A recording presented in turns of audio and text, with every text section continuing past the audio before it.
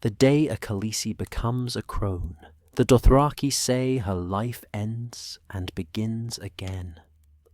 The woman who would spend the next 40 years watching the world turn beneath the shadow of the Mother of Mountains did not believe this when she first arrived at Vaes Dothrak.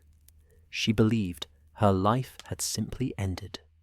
Her khal had fallen in a raid near Qohor. Not in glorious single combat, not charging at the head of his blood riders, but from an infected wound that turned his leg black and took his strength over 9 days of fever. He died in a tent that smelled of rot and failed poultices, calling for his horse and his mother. She had held his hand, she had sung the songs, and when his pyre burned on the open grass, she had mounted her horse for the last time as a Khaleesi and turned toward the only place left for her in this world. Vaes Dothrak rose from the plains like a city that had always been there and always would be. Unlike the stone cities of the west or the brick pyramids of Slava's Bay, the sacred city of the Horse Lord sprawled across the land as if it had grown from the earth itself. Adobe walls, mud brick, and structures built from the ruins of 1,000 conquered places.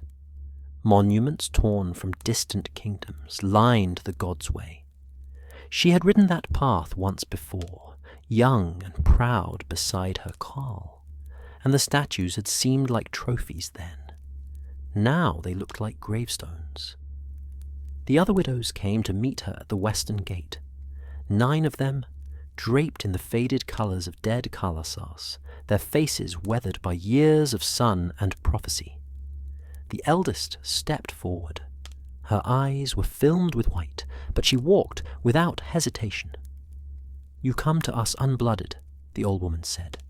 It was not a question. "I do." "Your khal's bloodline?" "His brother leads what remains of the khalasar. I am not needed there." The old woman nodded. This was the way of things. Okhal's widow, who bore no sons, whose khal left brothers or strong cousins, became a stranger to her own people.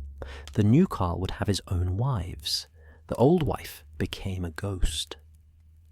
"Then you will join the Dosh Khaleen," the eldest said. "You will eat horse meat and drink fermented milk. You will learn to see what others cannot see. You will speak when the khals come seeking wisdom, and you will be silent when the gods have nothing to say. This is your life now." The woman who had been Khaleesi felt the weight of those words settle on her shoulders like a cloak made of lead. But she bowed her head and followed the old women into Vaes Dothrak, leaving behind the name she had carried and the life she had lived. The sacred city was larger than she remembered. It had been years since her last visit, when her khal had brought his warriors here for the great gathering. Then she had seen it through the eyes of power, watching the young men race their horses and boast of their kills. Now she saw it as it truly was, a place of ending and beginning, where the Dothraki came to remember what they had been before they became riders of the Sea of Grass. The Dosh Khaleen lived in the temple at the heart of the city, a sprawling structure built from clay and stone and the bones of ancient buildings. Some said it had stood here before the Dothraki came to these lands, before even the Sarnori kings had raised their tall towers. The widow did not know if this was true. She knew only that walking through its arched entrance felt like stepping into a tomb. Inside, the air was cool and heavy with smoke. Braziers burned in every corner, filling the vast hall with the smell of incense and burning grass. The floor was covered in woven mats, dyed in colours that had long since faded to brown and grey. Light filtered through openings in the ceiling, falling in dusty shafts, that illuminated nothing in particular. "You will sleep here," one of the younger widows told her, gesturing to a space along the eastern wall. A sleeping mat lay rolled in the corner. A clay cup sat beside it. Nothing else. "You will rise with the sun and tend the fires. You will learn the prayers and the songs. You will watch and you will listen. And perhaps the gods will grant you sight." The woman who had been Khaleesi said nothing. She unrolled her mat and sat upon it, folding her hands in her lap. The other widows drifted away like smoke, leaving her alone in the half-light. That first night she did not sleep. She sat on her mat and listened to the sounds of Vaes Dothrak settling into darkness. Horses neighing in distant paddocks, voices calling in Dothraki and a dozen other tongues. Somewhere, someone was singing. The song was old and sad, and she did not know the words, but she felt them anyway. She thought of her khal. She thought of the tent they had shared, the way he had laughed when his blood raiders told stupid jokes, the way his hands had been gentle when he braided her hair. She thought of his funeral pyre, the flames climbing into the night sky, the smell of burning flesh. She thought of riding away from that fire, alone. The Dothraki believed that the dead rode on in the nightlands, hunting great herds across fields of grass that never ended.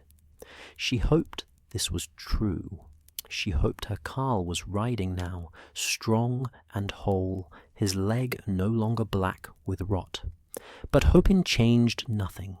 The dead were gone, and the living had to continue. The days that followed blurred together like watercolors in rain.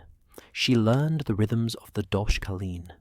Rise before dawn, tend the sacred fires, prepare the morning meal, eat in silence, pray to the Great Stallion and the gods of grass and sky, sweep the temple floors, mend the tapestries, learn the songs that had been sung for 1,000 years.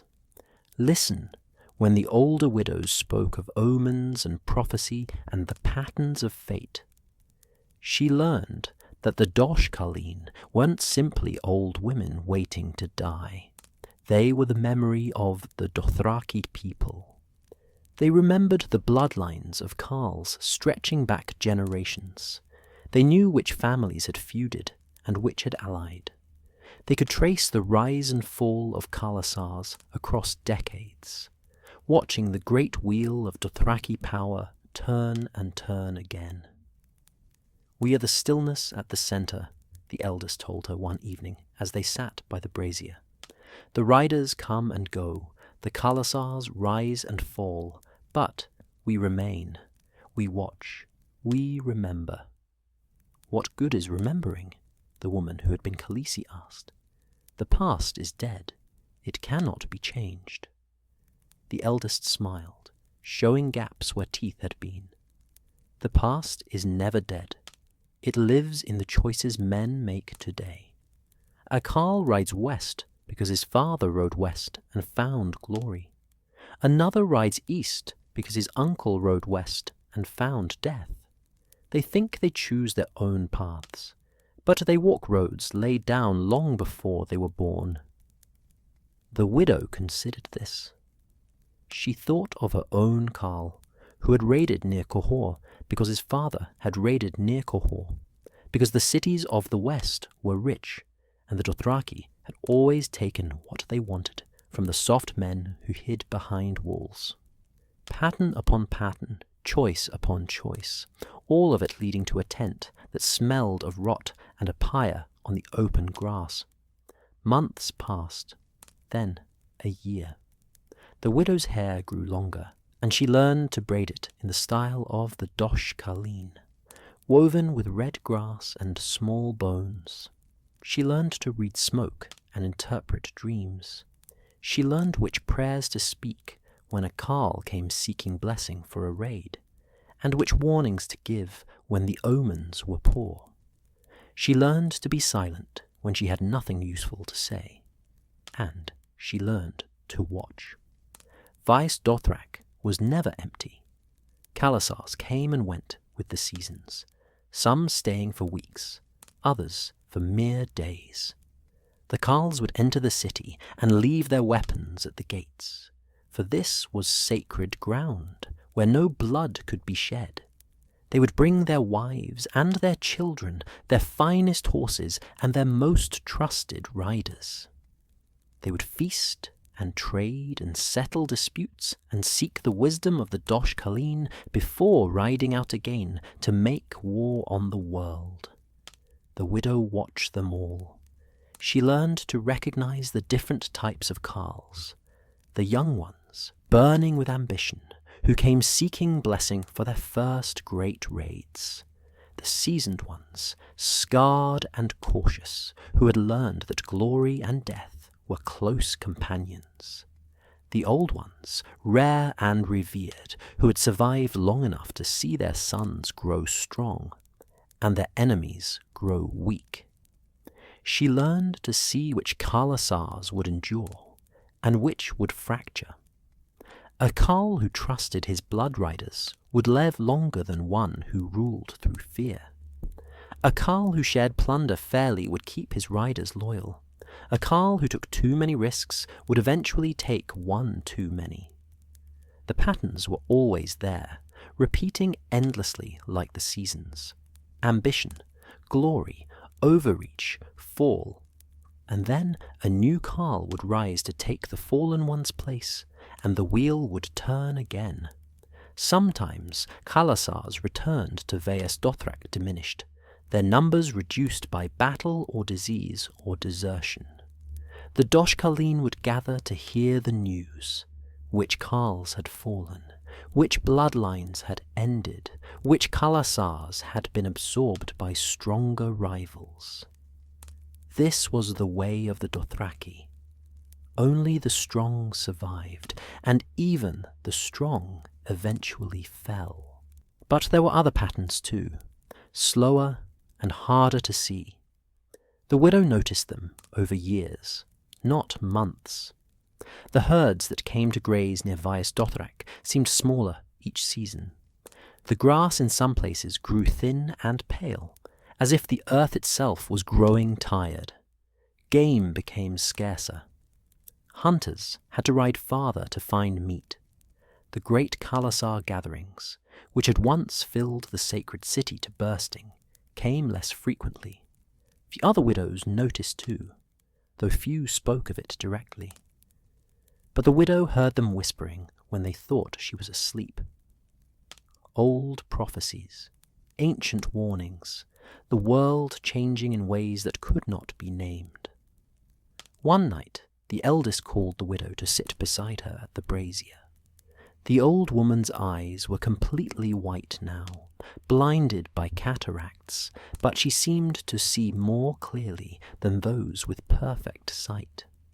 "You have been with us 5 years now," the eldest said. "You have learned the prayers and the songs. You have watched the khals come and go. Tell me what you have seen." The widow thought carefully before answering. "I have seen khals rise and fall. I have seen khalasars grow strong and scatter. I have seen the same stories told over and over, with different faces but the same endings. And I have seen the grass grow thinner, the herds grow smaller, the gatherings grow less frequent." The eldest nodded slowly. "You see truly. The Dothraki Sea is changing. Whether this is the work of gods or simply the way of all things, I cannot say. But I have lived 83 years, and I tell you this, the world we knew is passing. What comes after, I will not live to see, but you might." Those words settled into the widow's heart, like stones into deep water. She did not ask what the eldest meant. Some questions had no answers. Some futures could not be predicted, only witnessed when they arrived. More years passed. The widow grew accustomed to her life among the Dosh Khaleen. She no longer dreamed of her khal every night. She no longer woke expecting to find herself in her old tent, her old life. She had become what she was meant to become: a watcher, a keeper of memory, a voice that spoke when the gods had something to say and remained silent when they did not. She had been among the Dosh Khaleen for nearly 15 years when she first heard the name that would change everything: Drogo. A young khal, barely more than a boy, brought to Vaes Dothrak by his uncle for blessing. She saw him across the temple courtyard, standing tall and proud, his long braid already thick with bells despite his youth. She did not know then what he would become. She could not have guessed that his name would be spoken across the Dothraki Sea, that his khalasar would grow to be the largest in memory, that his choices would set in motion events that would shake the foundations of the world. All she saw was another young khal, burning with ambition, seeking the blessing of the Dosh Khaleen, before riding out to make his mark on history. But the gods had been silent for so long, and now, watching this boy with his proud bearing and his fierce eyes, the widow felt something stir in her chest. A whisper, a shadow, a sense that the patterns she'd watched for so many years were about to break and reform into something new. She did not speak of this feeling to the other widows. Some things were too uncertain to put into words. But she watched young Drogo receive his blessings and ride out of Vaes Dothrak with his uncle's warriors, and she wondered what the gods were preparing. The wheel was still turning, but perhaps it was turning toward something that had not been seen in a very long time. And the woman who had once been Khaleesi, who had become a watcher and a keeper of memory, felt the world shift beneath her feet, like a restless horse sensing a coming storm. Time moved differently in Vaes Dothrak than it did on the open grass. Out there, seasons marked themselves in raids and battles, in the birth of foals and the death of khals. In the sacred city, time flowed like honey, thick and slow, measured in the arrival and departure of khalasars, in the turning of years that blended one into another until they became indistinguishable. The widow had been among the Dosh Khaleen for 20 years when she realized she could no longer remember her khal's face clearly. She remembered the shape of him, the sound of his voice, the way he had moved. But the details had faded like old paint on sun-bleached wood. This should have frightened her. Instead, she felt only a distant sadness, like mourning something that had happened to someone else. The eldest had died in the 18th year of the widow's time among the crones. She had simply not woken one morning, her breath having slipped away in the night as quietly as smoke dispersing in wind. The Dosh Khaleen had burned her body according to custom, and a new eldest had taken her place. A woman named Ornella, who had been widowed when her khal drowned crossing a swollen river 30 years before. "You are no longer young," Ornella told the widow one evening. "Your hair is showing grey. Your hands know the prayers without thinking. You have become what you were meant to become." The widow touched her braid, feeling the coarse texture of silver threading through black. She had not noticed when it began. But Ornella was right. She was no longer the woman who had arrived at Vaes Dothrak expecting to fade quietly into ritual and memory. She had become something else. A keeper of patterns, a reader of signs, a voice that spoke when the gods demanded it. And she had learned to see. The khalasars came and went with predictable rhythm. Spring brought the greatest gatherings, when the grass was fresh and the horses were strong after the winter. Summer brought raiding parties returning from the west, their saddlebags heavy with plunder from the free cities or the soft kingdoms beyond. Autumn brought preparations for the lean months ahead. Winter brought only the desperate or the dying, those with nowhere else to go. But within this rhythm, smaller patterns played out endlessly. The widow learned to read them the way hunters read tracks in dust. A khal named Pabo came to Vaes Dothrak in the widow's 23rd year among the Dosh Khaleen. His khalasar was large, nearly 15,000 riders, and he carried himself with the confidence of a man who believed the world would bend to his will. He brought 3 wives, each younger and more beautiful than the last. He brought tribute to the Dosh Khaleen, horses and silk and golden chains taken from Meereen. The widow watched him strut through the sacred city, demanding blessing for a great raid he planned against Volantis. She watched his blood riders, saw how they looked at each other when Pabo spoke. She saw the tension in their shoulders, the tightness around their mouths. "He will not survive the year," she told Ornella. "You see this in smoke or in dreams?" "I see it in his blood riders' eyes. They do not trust him. A khal who has lost his blood riders' trust is already dead. He simply does not know it yet." Ornella nodded. "You see, truly." 6 months later, word reached Vaes Dothrak that Khal Pabo had fallen during the raid on Volantis. Not to the city's defenders, but to a knife in the dark, wielded by one of his own blood riders. His khalasar had shattered, the riders dividing themselves among 3 different khals, and his wives had been claimed by the strongest among them. This was the way of things. The pattern was always the same: pride, blindness, betrayal, death. The widow had seen it play out 12 times, and she would see it 12 times more. But there were khals who survived, khals who understood that power was not simply a matter of strength, but of wisdom, of knowing when to fight and when to withdraw, of treating blood riders as brothers rather than servants, of sharing plunder fairly, and listening to counsel even when it contradicted desire.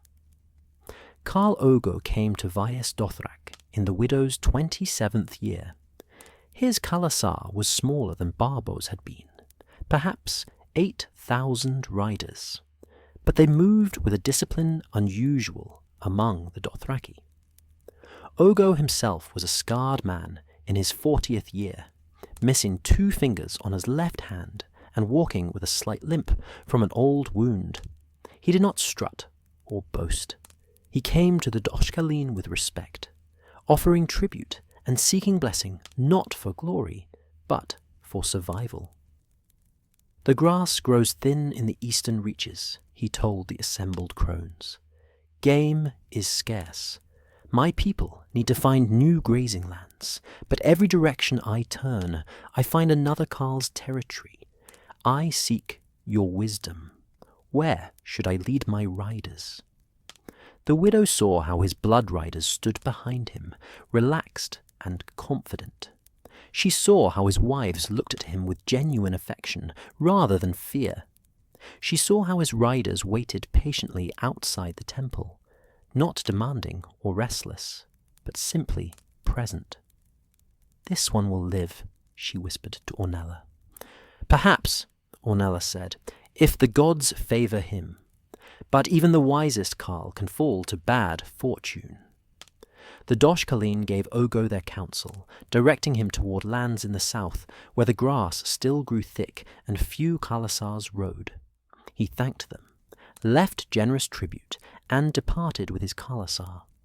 Years later, the widow would hear his name again, spoken with respect by other khals. Ogo, who survived. Ogo who endured. Ogo who had learned that wisdom was worth more than pride. the patterns repeated endlessly, but each repetition taught the widow something new about the nature of power and the character of men.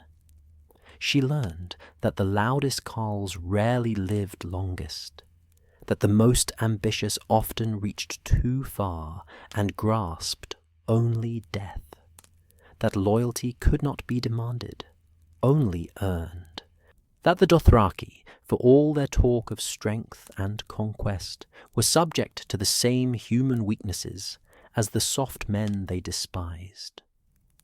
But there were other patterns too, slower patterns, deeper patterns, patterns that stretched across years and decades rather than seasons. The herds that grazed near Vaes Dothrak continued to diminish.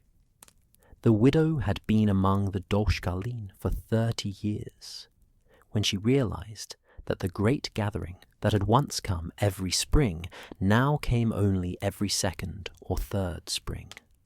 And when it did come, fewer khalasars attended, fewer riders, fewer horses.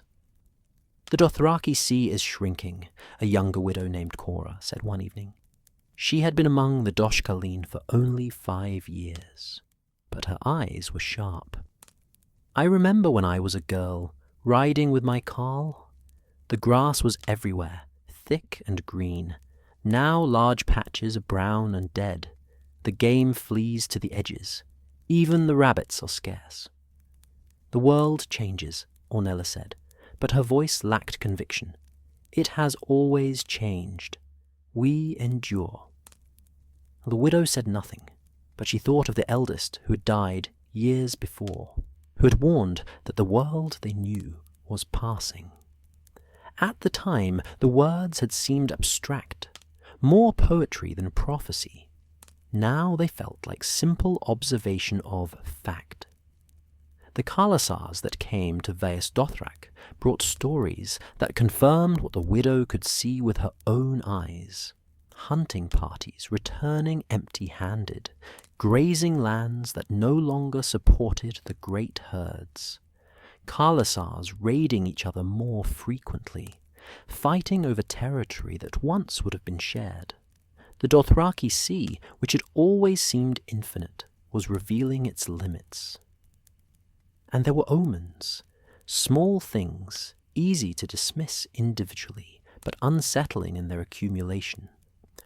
Birds flying in strange patterns, the taste of ash in rain that fell from clear skies, horses spooked by nothing visible, dreams that came to multiple widows on the same night, dreams of fire and shadow and things with no names.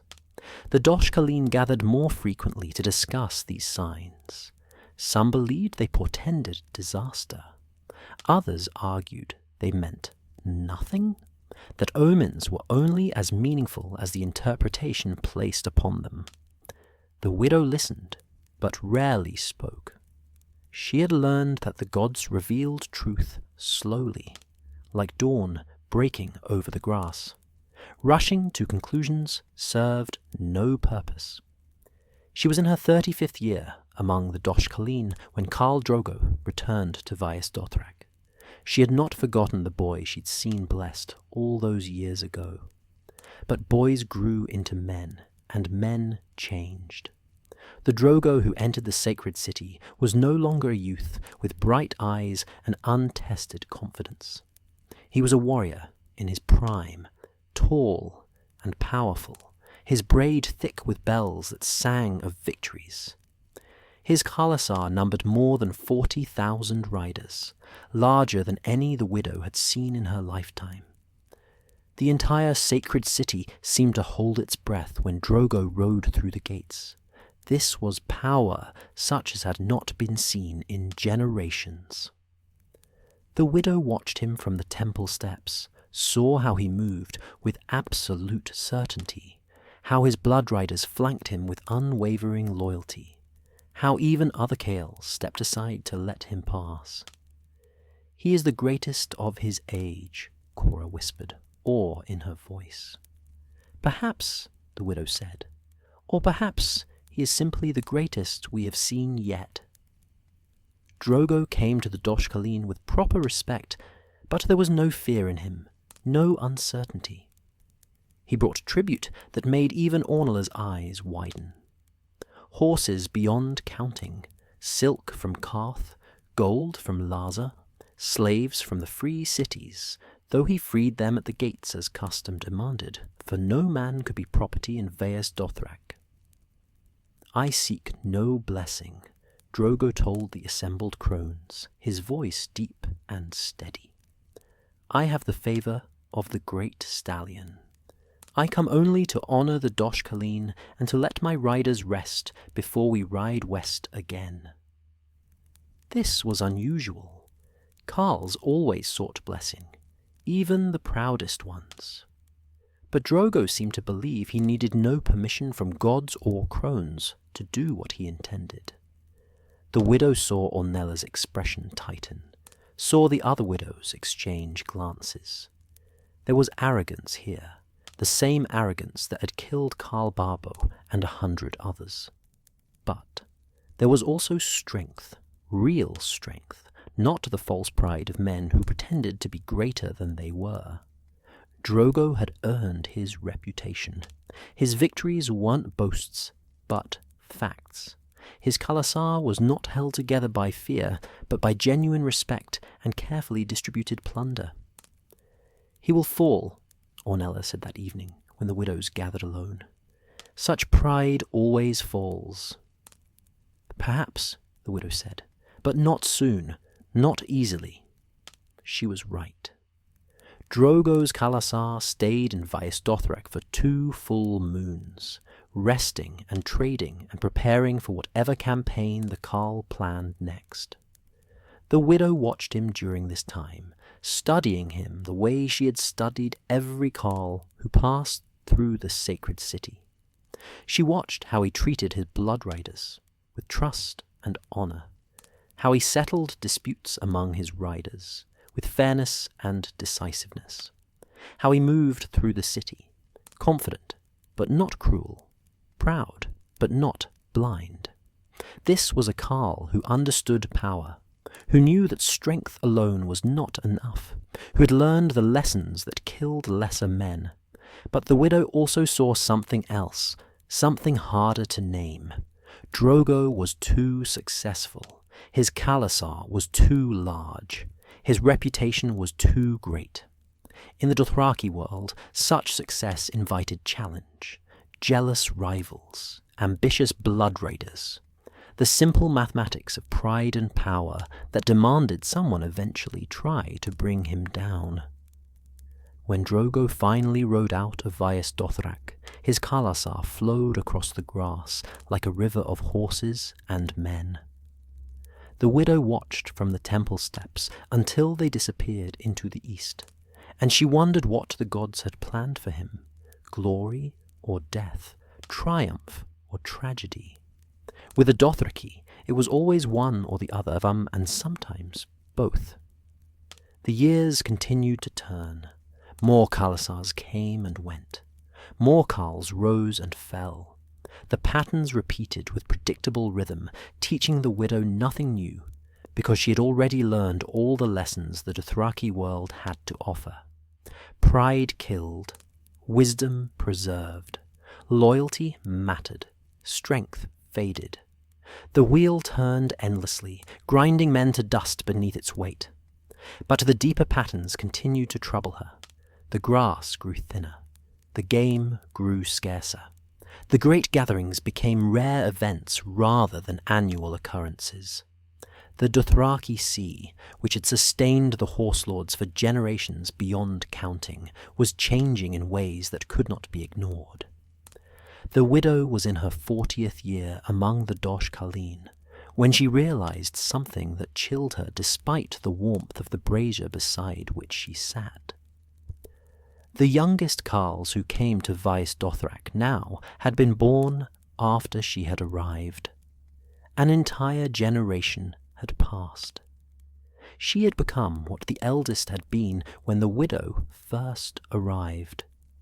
An old woman who had seen too much, who remembered things others had forgotten, who could trace the patterns of power across decades of watching. "Are you troubled?" Ornella asked one evening, seeing the widow's expression. "I am thinking," the widow said, "about time, about patterns, about what it means to watch the same stories repeat across 40 years. "And what have you learned?" The widow was quiet for a long moment, watching smoke curl from the brazier, rising toward the openings in the ceiling where starlight filtered through. "I have learned that the Dothraki believe they are eternal, that the grass will always sustain them, that there will always be cities to raid and peoples to conquer. But I have watched the grass grow thin, and the game disappear, and the khalasars shrink. I have seen the patterns, and I do not think we are eternal at all." Ornella said nothing, but her silence was agreement enough. That night, the widow dreamed of fire, great flames rising from the grass, consuming everything, burning away the old world to make room for something new. She woke with the taste of ash in her mouth and the certainty that the patterns she had watched for 40 years were about to break. She did not know how. She did not know when. But the gods had been whispering for years, and now their voices were growing louder, impossible to ignore. The age of simple horse lords was ending. Something else was beginning.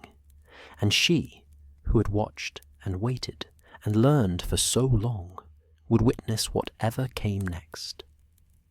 The wheel was still turning. But it was turning toward something the Dothraki had never seen before.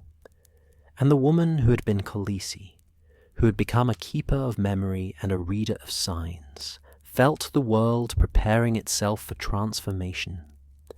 The boy who would shake the Dothraki Sea first came to Vaes Dothrak, when he had seen only 14 name days. The widow remembered this clearly, though decades had passed since. Some moments burned themselves into memory, refusing to fade, no matter how much time flowed over them like water over stone. Young Drogo had arrived with his uncle's khalasar, a skinny youth already taller than most grown men, his braid barely long enough to hang past his shoulders. No bells yet, no great victories, just potential and hunger, visible in the way he watched everything with fierce attention, absorbing lessons from every warrior, every raid story, every boast and threat exchanged around the cooking fires. The widow had been tending the sacred flames when the boy entered the temple with his uncle. The uncle was Khal Bharo, not the arrogant Parbo who had died to his blood rider's knife years before, but a different man entirely, one who had earned his position through patience and cunning rather than raw strength. Bharo had brought his nephew to receive the Dosh Khaleen's blessing before the boy's first raid. "This is Drogo, son of my brother," Bharo announced to the assembled crones. "He wishes to ride with my blood readers and prove himself worthy of bells." Ornella had studied the boy with her sharp eyes. "Step forward, Drogo, son of Barbo." The boy moved without hesitation, standing before the eldest, with his shoulders back and his chin raised. Not quite arrogance, more like absolute confidence that he belonged exactly where he stood. The widow had seen this quality before in young warriors. Most of them died quickly, their confidence proving hollow when tested by real steel and real blood. But sometimes, rarely, it proved justified. "You seek blessing for your first raid," Ornella said. It was not a question. "I seek nothing," Drogo replied, his young voice already deep. "I will ride, I will fight, I will take what I can take. The gods will judge whether I am worthy." Several of the older widows made disapproving sounds. Such boldness from an untested boy bordered on blasphemy. But the widow watched Drogo's eyes and saw no disrespect there, only honesty. He was not boasting, he was simply stating what he believed to be fact. Ornella was quiet for a long moment, then nodded slowly. "The gods have already judged you, Drogo, son of Parbo. You will ride far, you will take much, your braid will grow heavy with bells. But remember this, every khal falls eventually. Pride kills more warriors than swords." "Then I will not be prideful," Drogo said. "I will simply be strong." The uncle led the boy away after the blessing, and the widow returned to her duties. She thought little of the encounter at the time. Many boys came seeking blessing before their first raids. Most returned to Vaes Dothrak in wooden boxes, or not at all. A few survived long enough to earn a bell or two. Fewer still became khals. The widow had learned not to invest hope or interest in untested youths. The grass was full of their bones. But Drogo returned. He came back to Vaes Dothrak 2 years later, no longer a boy, but a young warrior with 3 bells in his braid and a reputation beginning to spread across the Dothraki Sea. He had killed his first man in single combat during a raid on a Lazarene village. He had taken a dozen horses as plunder. He had shown courage when his uncle's khalasar clashed with a rival khal's riders near the ruins of Old Sarnor. The widow saw him across the temple courtyard, standing taller now, his shoulders broader, his movements carrying the confidence of someone who had tested himself and not been found wanting. He did not seek blessing this time. He simply came with his uncle to pay respect to the Dosh Khaleen, as was proper. Over the next decade, the widow watched Drogo grow from promising warrior to legendary rider. Each time he returned to Vaes Dothrak, his braid was longer, his bells more numerous, his reputation greater. He killed a rival blood rider in single combat when he was 17, claiming the man's horse and weapons.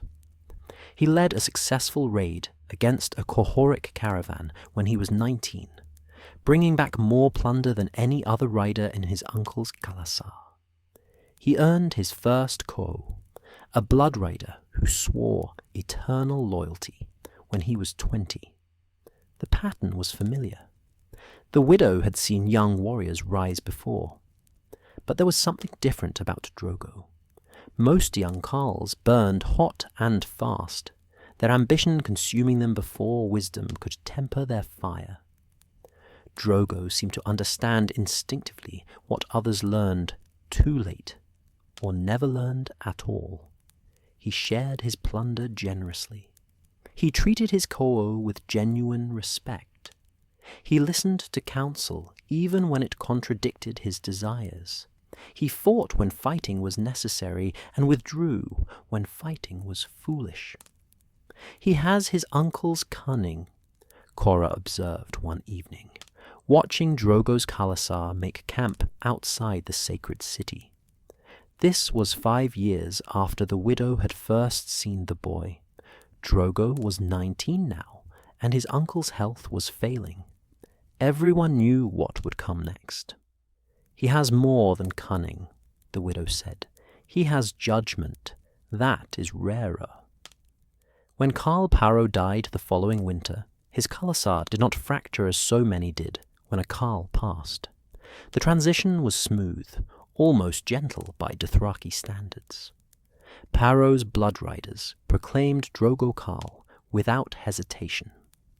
The riders accepted this without protest. There was no challenge, no bloodshed, no splitting of loyalties. Drogo had earned his position long before his uncle's breath stopped. The new Khal Drogo returned to Vaes Dothrak the next spring with a khalasar of 8,000 riders. He was 20 years old and already commanded more warriors than men twice his age. The widow watched him enter the sacred city and saw that the boy was completely gone now. This was a khal in truth, moving with the certainty of someone who'd found his purpose and would pursue it until the world bent or broke. He will not stop here, the widow told Ornella. 8,000 is only the beginning. You speak from sight or from hope? From pattern. I have watched enough khals to know the difference between those who maintain and those who expand. Drogo is not content with what his uncle left him. He will gather more riders, win more victories, take more plunder. The question is whether he will know when to stop. Ornella considered this. The gods have shown you his future. The gods have shown me nothing, but I have eyes, and I have watched the Dothraki for 45 years. Some patterns are easy to read. The widow was right. Over the next decade, Drogo's reputation spread like fire across dry grass. His khalasar grew steadily, as smaller khalasars joined him, either through conquest or voluntary merger. Warriors who might have followed other khals instead sought Drogo, drawn by his victories and his fair distribution of plunder. His blood riders were legendary in their loyalty. His enemies learned to fear him. His name became a word spoken with respect, even by khals who commanded tens of thousands. But the witch noticed something else during these years, something that troubled her more than Drogo's rise. The Dothraki Sea continued its slow dying. The grass grew thinner. The herds grew smaller. Game that had once been plentiful became scarce enough that hunting parties had to range farther and farther from their khalasars. The great gatherings at Vaes Dothrak became rare events. Where once every spring had brought dozens of khalasars to the sacred city, now sometimes 2 or 3 years passed between gatherings, and when they did come, fewer khalasars attended. The Dothraki were spreading out, ranging farther in search of grazing land and plunder, avoiding each other except when conflict forced interaction. The Dosh Khaleen spoke of this in worried whispers. Some believed it was punishment from the gods for some unknown transgression. Others thought it simply the natural cycle of the world, abundance followed by scarcity, followed by abundance again. A few, the widow among them, suspected something deeper, a fundamental change in the world itself, something that had been building for years and was now impossible to ignore. The old songs speak of times when the grass failed, a widow named Jera said one evening. She was ancient, even older than Ornella, her face so weathered it looked like cracked leather. They say the Dothraki came near to dying, that only the strongest khalasars survived, that blood ran like rivers as khals fought each other for what remained.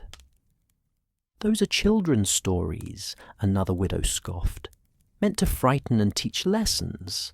The grass has always sustained us. Until it doesn't, the widow said quietly. Everyone looked at her. I do not claim to see the future, but I see the present clearly enough. The grass is failing, not everywhere, not all at once, but slowly, steadily, year by year. If this continues, the old songs may become new realities. No one argued. The evidence was too clear to dispute, but neither did anyone offer solutions. What could the Dosh Khaleen do about failing grass and disappearing game? The gods sent what they sent. Mortals endured or perished according to their strength. Drogo came to Vaes Dothrak again when the widow had been among the Dosh Khaleen for 48 years. His khalasar had grown to 40,000 riders, the largest anyone could remember. He was 30 years old, in the absolute prime of his strength and skill. Warriors from across the Dothraki Sea spoke his name with a mixture of fear and admiration. Even khals who commanded their own khalasars acknowledged that Drogo was something special, a warrior such as appeared only once in a generation. The widow watched him present tribute to the Dosh Khaleen, his movements confident but not dismissive, respectful but not servile. This was a man who understood power in all its forms. Physical strength, yes, but also the strength of reputation, of loyalty, of strategic wisdom. He had learned every lesson the Dothraki world could teach, and he had learned them well. "The Great Stallion favours you," Ornella told him, accepting the tribute of horses and gold and silk. "Your khalasar is mighty. Your enemies flee before you. You are the greatest khal of this age." Drogo inclined his head. "I am Drogo. That is enough." Later, after he departed to rejoin his khalasar, Ornella turned to the widow. "You were right about him. He has risen farther than I thought possible. But you also asked the right question.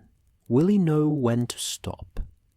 "I do not think he will stop," the widow said. "Men like Drogo do not stop.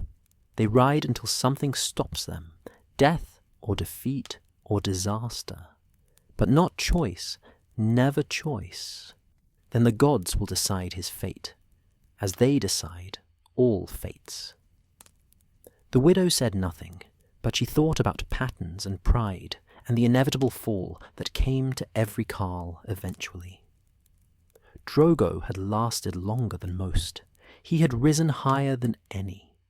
But the pattern always completed itself. Always. The only question was how and when. That night the widow dreamed of a great fire on the grass. In the dream she saw Drogo riding toward the flames, his khalasar flowing behind him like a river of horses and men. But when he reached the fire, it consumed him. Not quickly, not violently, but slowly, like a candle burning down to nothing. And from the ashes, something new emerged.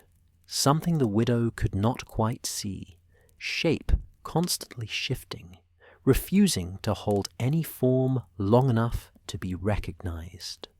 She woke with the certainty that Drogo's story was not finished, that his rise had been only preparation for something larger, something that would affect more than just one khalasar or one khal. The gods had plans, and Drogo was part of them, whether he knew it or not. The years continued. Drogo's reputation continued to grow.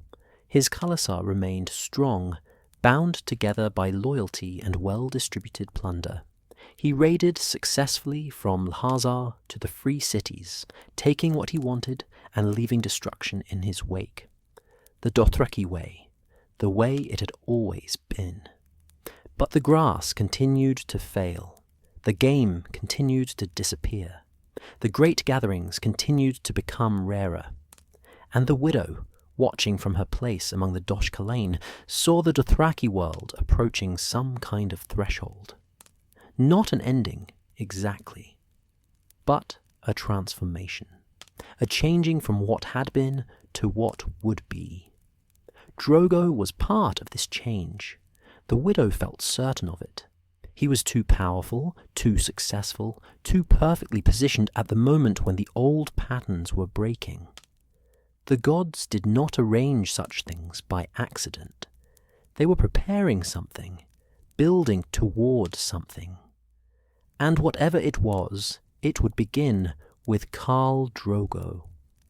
The widow was in her 50th year among the Dosh Khaleen when word reached Vaes Dothrak that Drogo had done something unprecedented. He had taken a Westerosi bride, a girl from across the narrow sea, from the sunset kingdoms that most Dothraki knew only as distant sources of plunder and slaves.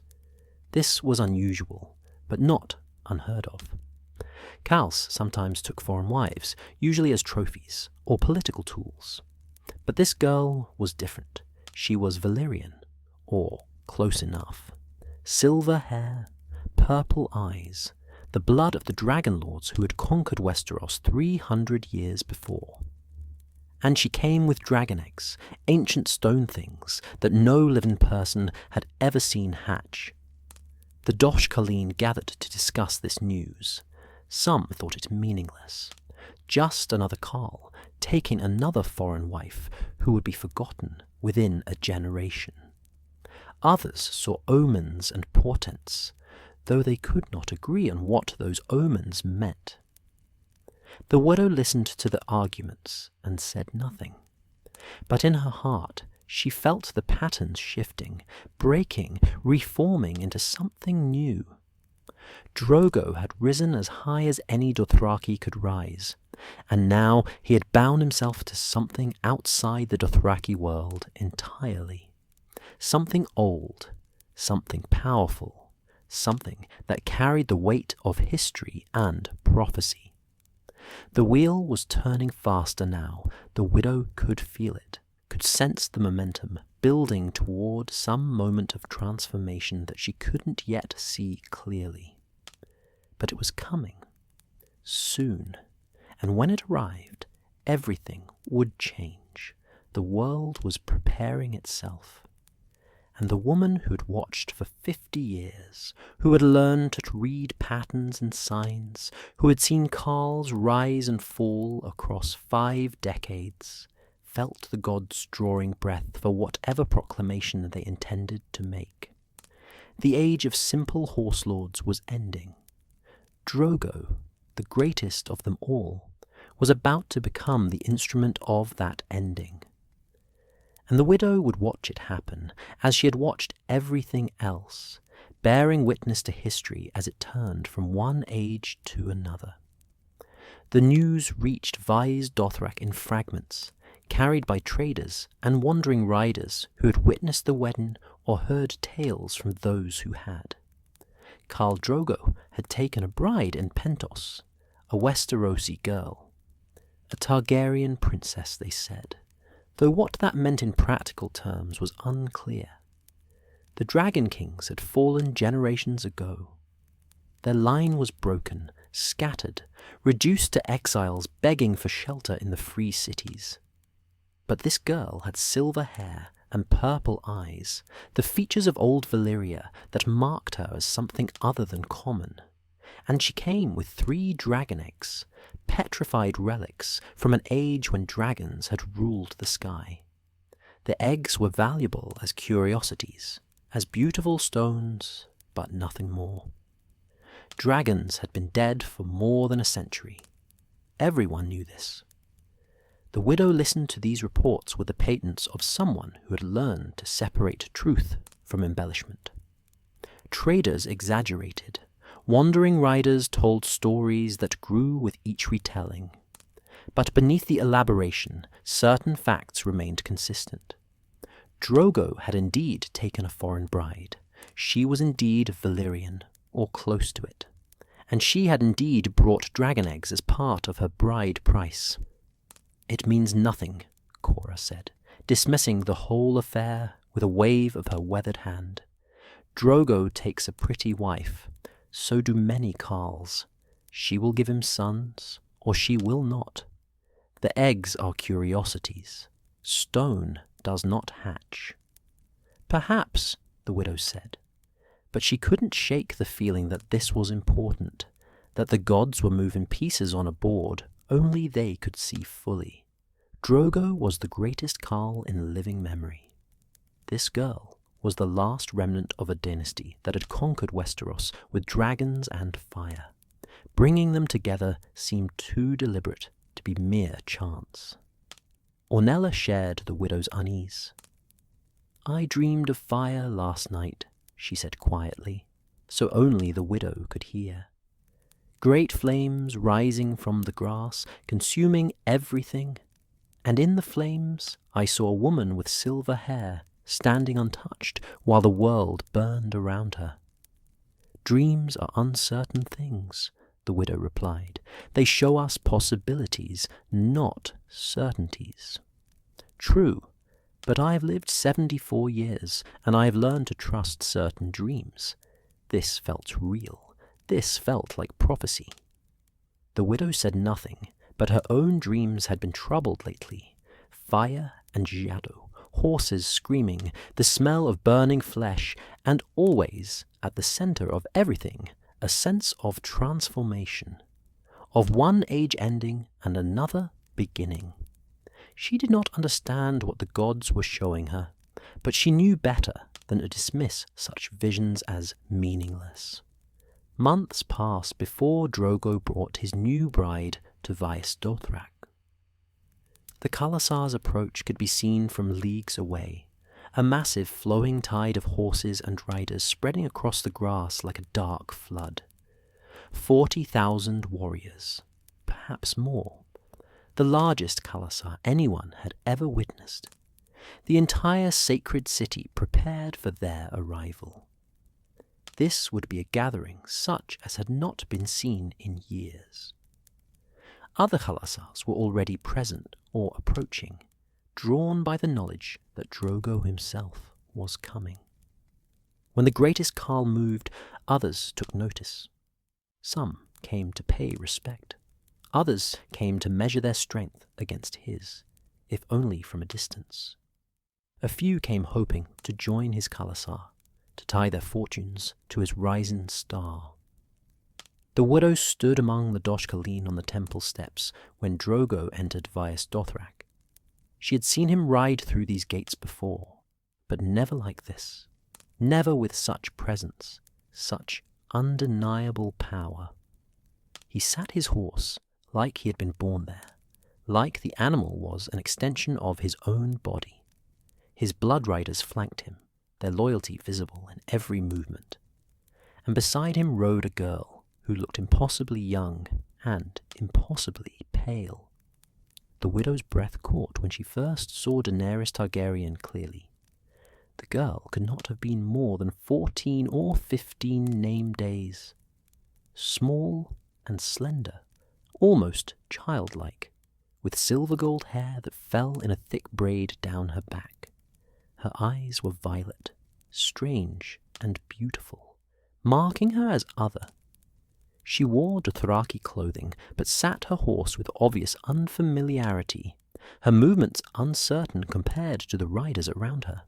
But there was something in the girl's face that made the widow look twice.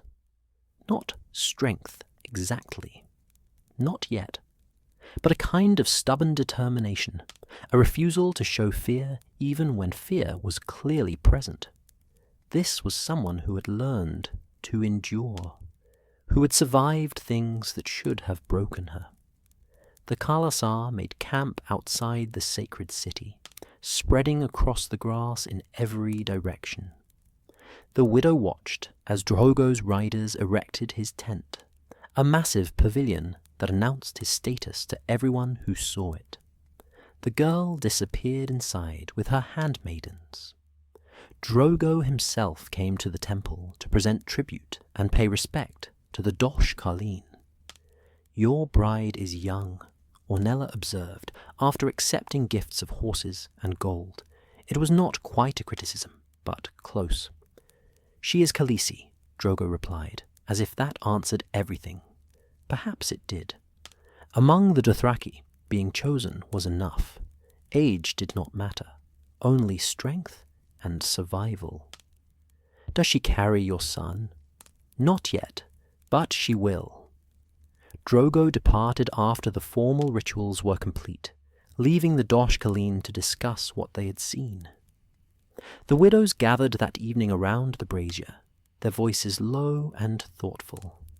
"She's too small," one widow said, "too soft. She will die in childbirth or fade away like morning dew on grass." "Perhaps," another replied, "but I saw how Drogo looks at her. He values her. That gives her power, if she's wise enough to use it." The widow listened but did not speak. She was thinking about the girl's eyes, about the determination she had seen there. Daenerys Targaryen was young and inexperienced, yes. But she had survived being sold to a foreign warlord, being taken across the narrow sea, being married to a man whose language she did not speak and whose customs were completely alien to her. That required strength, even if it was not the kind of strength the Dothraki recognized easily. The next day, the girl came to the temple. She approached with obvious nervousness, accompanied by an older woman who the widow recognized as one of her handmaidens. The girl wore Dothraki clothing and had made some attempt to braid her hair in the proper style, though it was clear she did not yet have the skill to do it well. She climbed the temple steps slowly, her eyes wide as she took in the sacred space. Ornella greeted her formally. "You are Daenerys, bride of Drogo. You are welcome in Vaes Dothrak." The girl bowed her head respectfully. "Thank you, wise mothers. I am honored to stand before you." Her Dothraki was heavily accented, but understandable. She had been learning, trying. That was more than many foreign brides bothered to do. The widow felt a small measure of respect for this effort. "You have brought dragon eggs to the Dothraki Sea," Ornella said. "This is unusual." "They were a gift," Daenerys replied, "from Magister Illyrio of Pentos. I treasure them, though they are only stone now." "Only stone?" Ornella repeated. "Yes, dragons have been dead for many years, but the eggs are still beautiful. Perhaps the gods meant you to have them." "Perhaps," the girl said softly. Something flickered in her eyes, not certainty, not knowledge, but a kind of wondering, as if she sensed possibilities she could not yet name. The widow studied Daenerys throughout this exchange, noting details. The girl's posture, initially uncertain, grew steadier as she spoke. Her voice, soft at first, gained strength. Her eyes met Ornella's without flinching. This was someone learning to find her footing in unfamiliar territory. Someone adapting, surviving. After the formal greeting concluded, Daenerys departed with her handmaiden, descending the temple steps and disappearing into the crowded streets of Vaes Dothrak. The widow watched her go, feeling that sense of pattern and portent that had troubled her for months growing stronger. "She is stronger than she appears," the widow said to Ornella. "Perhaps, or perhaps she simply hides her weakness well. Time will tell." Over the following weeks, Drogo's khalasar remained camped near Vaes Dothrak. This was the greatest gathering anyone could remember. Dozens of khalasars converging on the sacred city, drawn by Drogo's presence and the general need for trade and social interaction that had been building for years. The streets filled with warriors and wives, merchants and slaves freed at the gates, horses and goods from every corner of the Dothraki Sea and beyond. The widow watched it all from the temple, observing the patterns she had learned to read across 5 decades. Khals measuring themselves against each other, blood riders drinking and boasting, disputes subtle through insult and challenge, the eternal dance of Dothraki power playing out exactly as it always had. But she also watched Daenerys. The girl moved through Vaes Dothrak with growing confidence, learning the customs and language, earning respect through small gestures and careful observation. The widow saw her visiting the markets, examining goods and speaking with traders in halting Dothraki. She saw her riding through the city with Drogo, sitting her horse better each day. She saw her attending to her handmaidens and the other women in Drogo's camp, building relationships and alliances. This was not a victim surviving through passivity. This was someone actively learning to thrive in circumstances that would have destroyed weaker people. The widow recognized this pattern. She had seen it before in the few foreign brides who survived their first year with Dothraki khals. But there was something else in Daenerys, something harder to define, a quality that went beyond mere survival. One evening, the widow saw Daenerys walking alone near the temple, her handmaiden trailing at a respectful distance. On impulse, the widow descended from the temple steps and approached the girl. Daenerys saw her coming and stopped, bowing respectfully. "Wise mother?" "You walk alone," the widow observed. "This is not wise. Even in Vaes Dothrak, dangers exist." "I needed air," Daenerys said, "and I wanted to see the city without always being watched." "You are always watched. You are Drogo's Khaleesi. Every eye follows you." The girl's expression tightened slightly. "Then I can never escape being watched, so I might as well walk where I choose." The widow almost smiled. There was steel in this response, a refusal to be confined even when confinement was expected. "You are learning our ways." "I am trying. It is difficult. Everything here is different from what I knew." "And what did you know before the Dothraki?" Daenerys was quiet for a moment, her violet eyes distant. "Fear, mostly. Running, depending on the kindness of strangers who were not always kind. My brother's anger, the weight of a dead dynasty that I never asked to carry." The honesty surprised the widow. Most people, especially young people, tried to present strength, even when weakness was obvious. Daenerys spoke truth plainly, without shame or embellishment. "And now," the widow asked, "now I am learning that I am stronger than I believed, that I can endure things I thought would break me, that I can choose what I become, even when others try to choose for me." Daenerys met the widow's eyes. "Is that what you learned, wise mother, when you became Dosh Khaleen?" The widow considered this question carefully.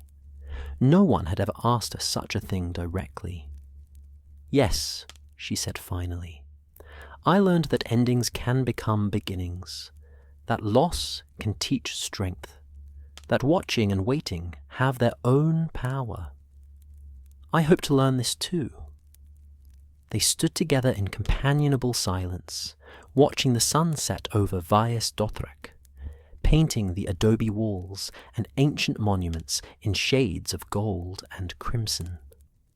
Around them, the sacred city settled into evening routines, cooking fires being lit, horses being tended, voices calling in a dozen languages. "Your dragon eggs," the widow said. "You believe they are only stone." Daenerys hesitated. "I do not know what to believe. Everyone says dragons are dead, that they cannot return. But sometimes, when I hold the eggs, I feel warmth, as if something lives inside, waiting." "Waiting for what?" "I do not know. Perhaps nothing. Perhaps I imagine it." The widow thought about her dreams, fire and transformation, the ending of one age and the beginning of another. Ornella's vision of a silver-haired woman standing untouched in flames, the patterns breaking and reforming. "Perhaps you do not imagine it," the widow said softly. "The gods show us many things. Not all of them make sense immediately. Some truths reveal themselves only when the time is right." Daenerys looked at her with sudden intensity. "Do you see something, wise mother? In smoke or dreams? Something about me?" The widow almost answered truthfully, almost told the girl about the visions and the sense of gathering destiny. But she stopped herself. Some knowledge was too heavy to carry before its time, and the widow herself did not fully understand what the gods were showing her. "I see a girl far from home," the widow said instead, "learning to be strong in a world that does not forgive weakness. That is enough for now." Daenerys nodded slowly, accepting this answer, though her eyes suggested she suspected there was more. "Thank you, wise mother, for speaking with me. Go back to your tent," the widow said. "Drogo will wonder where you are." The girl departed, her handmaiden falling into step beside her. The widow watched her go, feeling the weight of prophecy and patterns settling on her shoulders like a physical burden. The gods were moving. The world was preparing to transform. And this pale girl with silver hair and dragon eggs was at the center of it all, whether she knew it or not. The widow climbed back to the temple, where Ornella waited. "You spoke with Drogo's bride," Ornella observed. "I did. And she is what I thought, stronger than she appears, learning, growing, becoming something the world has not seen in a very long time." "A dragon," Ornella said quietly. The widow met her eyes. "Perhaps. Or perhaps simply a woman learning to survive in fire. Time will tell which is more dangerous." That night, the widow dreamed again. Fire consuming the grass. Drogo falling. The silver-haired girl standing in flames, while 3 shadows circled overhead, their wings blotting out the stars.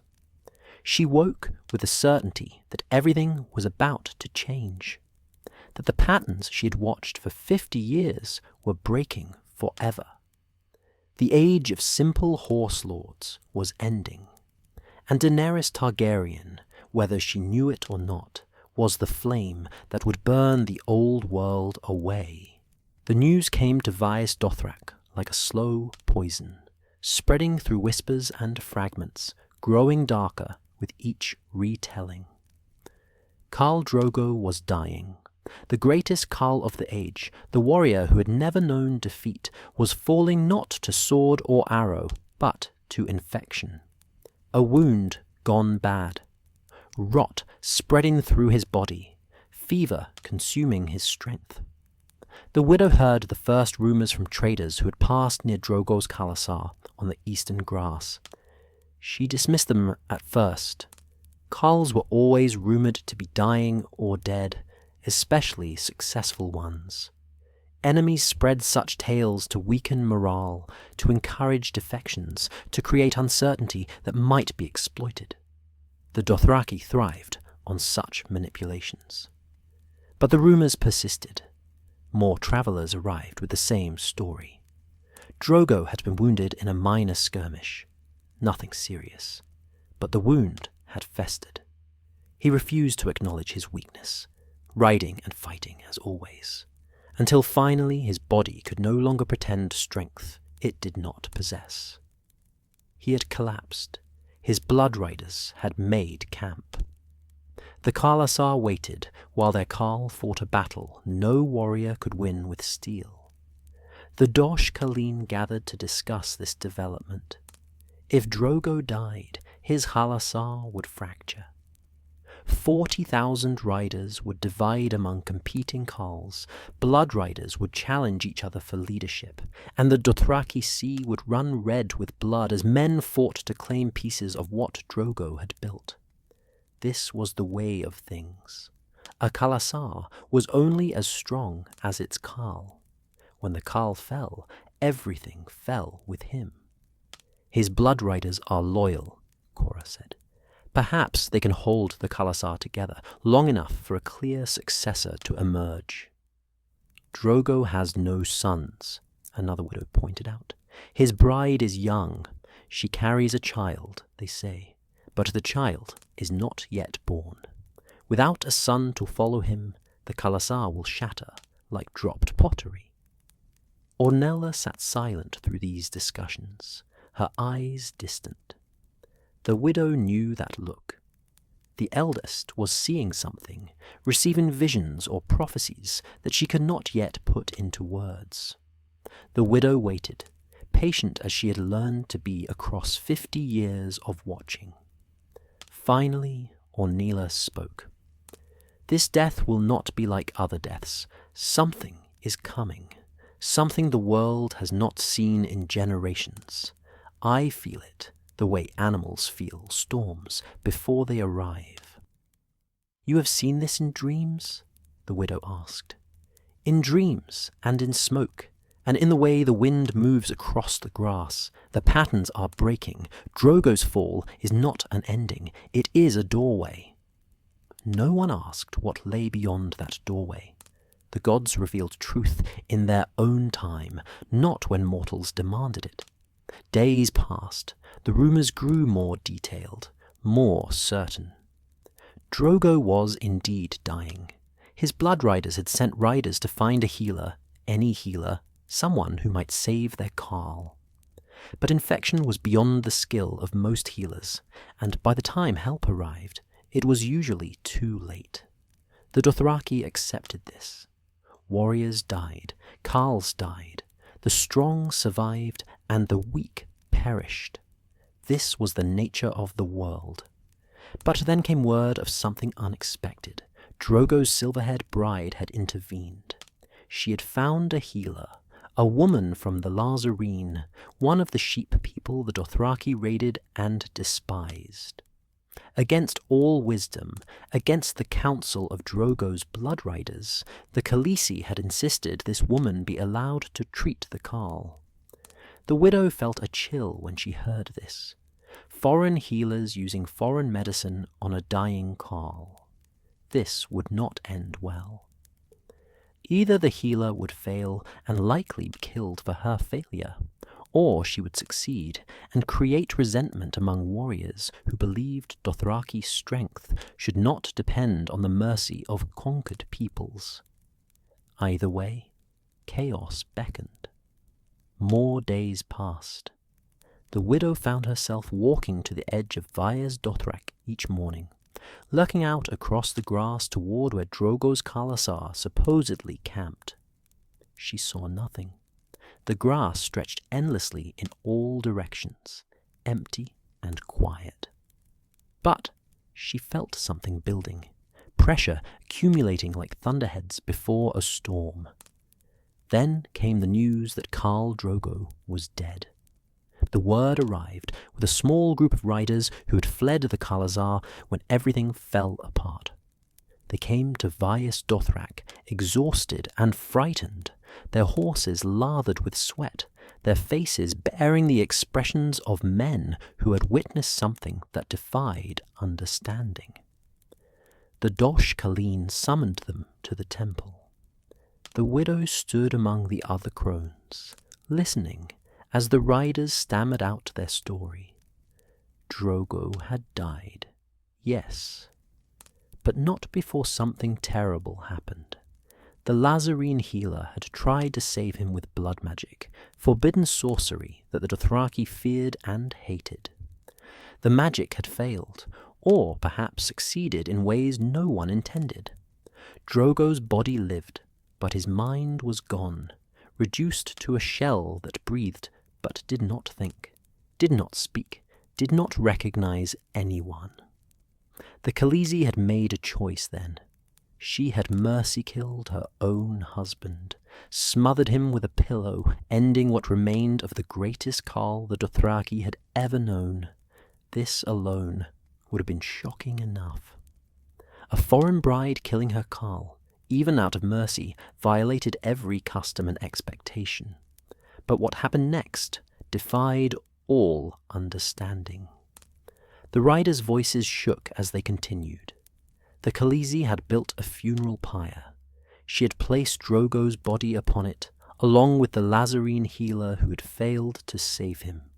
She had placed her 3 dragon eggs on the pyre as well. And then, as the flames rose into the night sky, she had walked into the fire herself. The riders had fled then, certain they were witnessing madness or dark sorcery or both. They had not stayed to see the outcome. They had simply run, riding hard for Vaes Dothrak and the safety of the sacred city. Silence followed this account. The Dosh Khaleen looked at each other, trying to make sense of what they had heard. A Khaleesi walking into her husband's funeral pyre. This was not unheard of. Some wives chose to join their husbands in death, burning alongside them rather than face life as a widow. But those women died in the flames. They did not place dragon eggs on the pyre. They did not involve blood magic and murdered healers. "She's dead then," Cora said finally. Mad with grief, she chose fire over widowhood. The khalasar will have scattered. Drogo's blood riders likely fought each other for leadership. The greatest khalasar of our age is broken. But Ornella shook her head slowly. "No, not dead. Something else. Something we do not yet understand." "How can you know this?" another widow demanded. "The riders say she walked into fire. No one survives fire." "Targaryens do not burn," the widow heard herself say.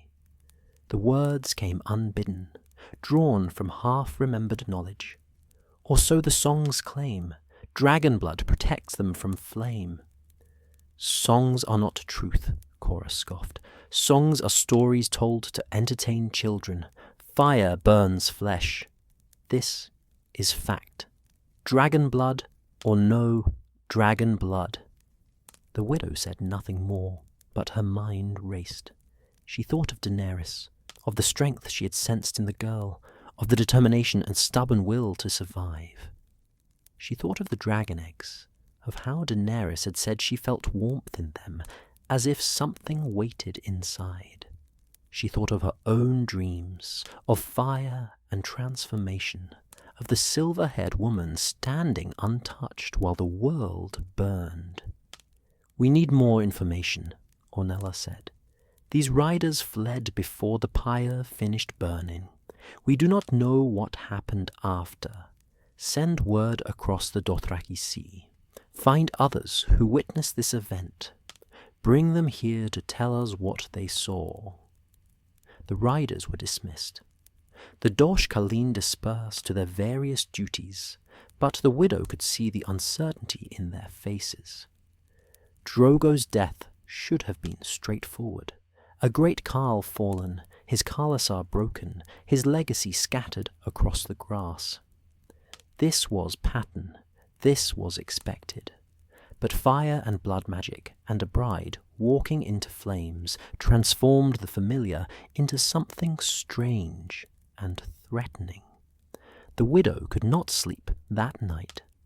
She lay on her mat in the temple, listening to the breathing of the other widows, feeling the weight of prophecy pressing down on her chest like a physical presence.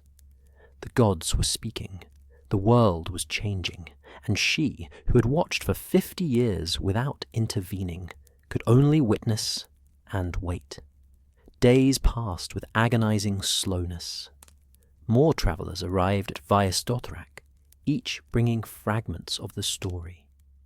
The accounts were confused, often contradictory, but certain elements remained consistent across all tellings. Drogo had died. His Khaleesi had built a pyre. She had walked into the flames, and something impossible had happened. Some travellers spoke of hearing screams from the pyre as it burned, though whether these were the healer's screams or something else, no one could say. Others reported seeing the fire burn strangely, flames rising higher than natural, colours that fire should not possess. A few claimed they had seen shadows moving in the smoke, shapes that might have been birds or might have been something else entirely. But no one stayed to see the end. Fear drove them away, fear of sorcery and the unknown, fear that watching might somehow implicate them in whatever dark magic was being worked. They fled into the night, and by morning they were leagues away, riding hard for anywhere that was not there. "We need someone who stayed," Ornella said in frustration. "Someone who witnessed the whole event and can tell us what truly happened." "Perhaps there is no one," the widow suggested. "Perhaps everyone fled. Perhaps the truth of that night is known only to the gods and to those who burned." But the widow was wrong. A week after the first riders arrived, a lone Dothraki warrior came to Vaes Dothrak. He was old, his braid grey and thin, his face weathered by 60 years of sun and wind. He had been one of Drogo's warriors, a rider without great status or reputation, someone who followed rather than led. The Dosh Khaleen summoned him to the temple. He stood before them with quiet dignity, unbowed by age or fear. "You were there," Ornella said. "It was not a question. I was there, wise mother. I saw everything. Why did you not flee like the others?" The old warrior was quiet for a moment. "I am old. I have seen many strange things in my life. I have learned not to run from mystery. So I stayed, I watched, and I witnessed what the gods chose to show." "Tell us," Ornella commanded. The warrior took a breath, gathering his thoughts. When he spoke, his voice was steady and clear. "The Khaleesi built the pyre as I said. She placed Khal Drogo's body upon it with great care, arranging him as if he were merely sleeping.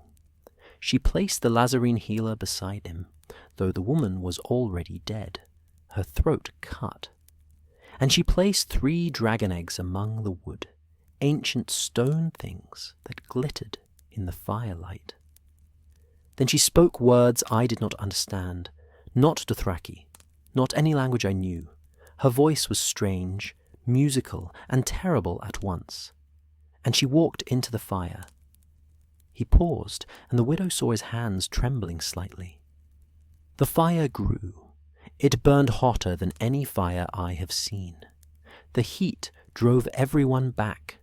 I thought I would have to leave too, that my face would blister if I stayed, but I could not look away. The pyre burned through the night, and as it burned, I heard sounds, cracking, breaking, like stones splitting in great heat.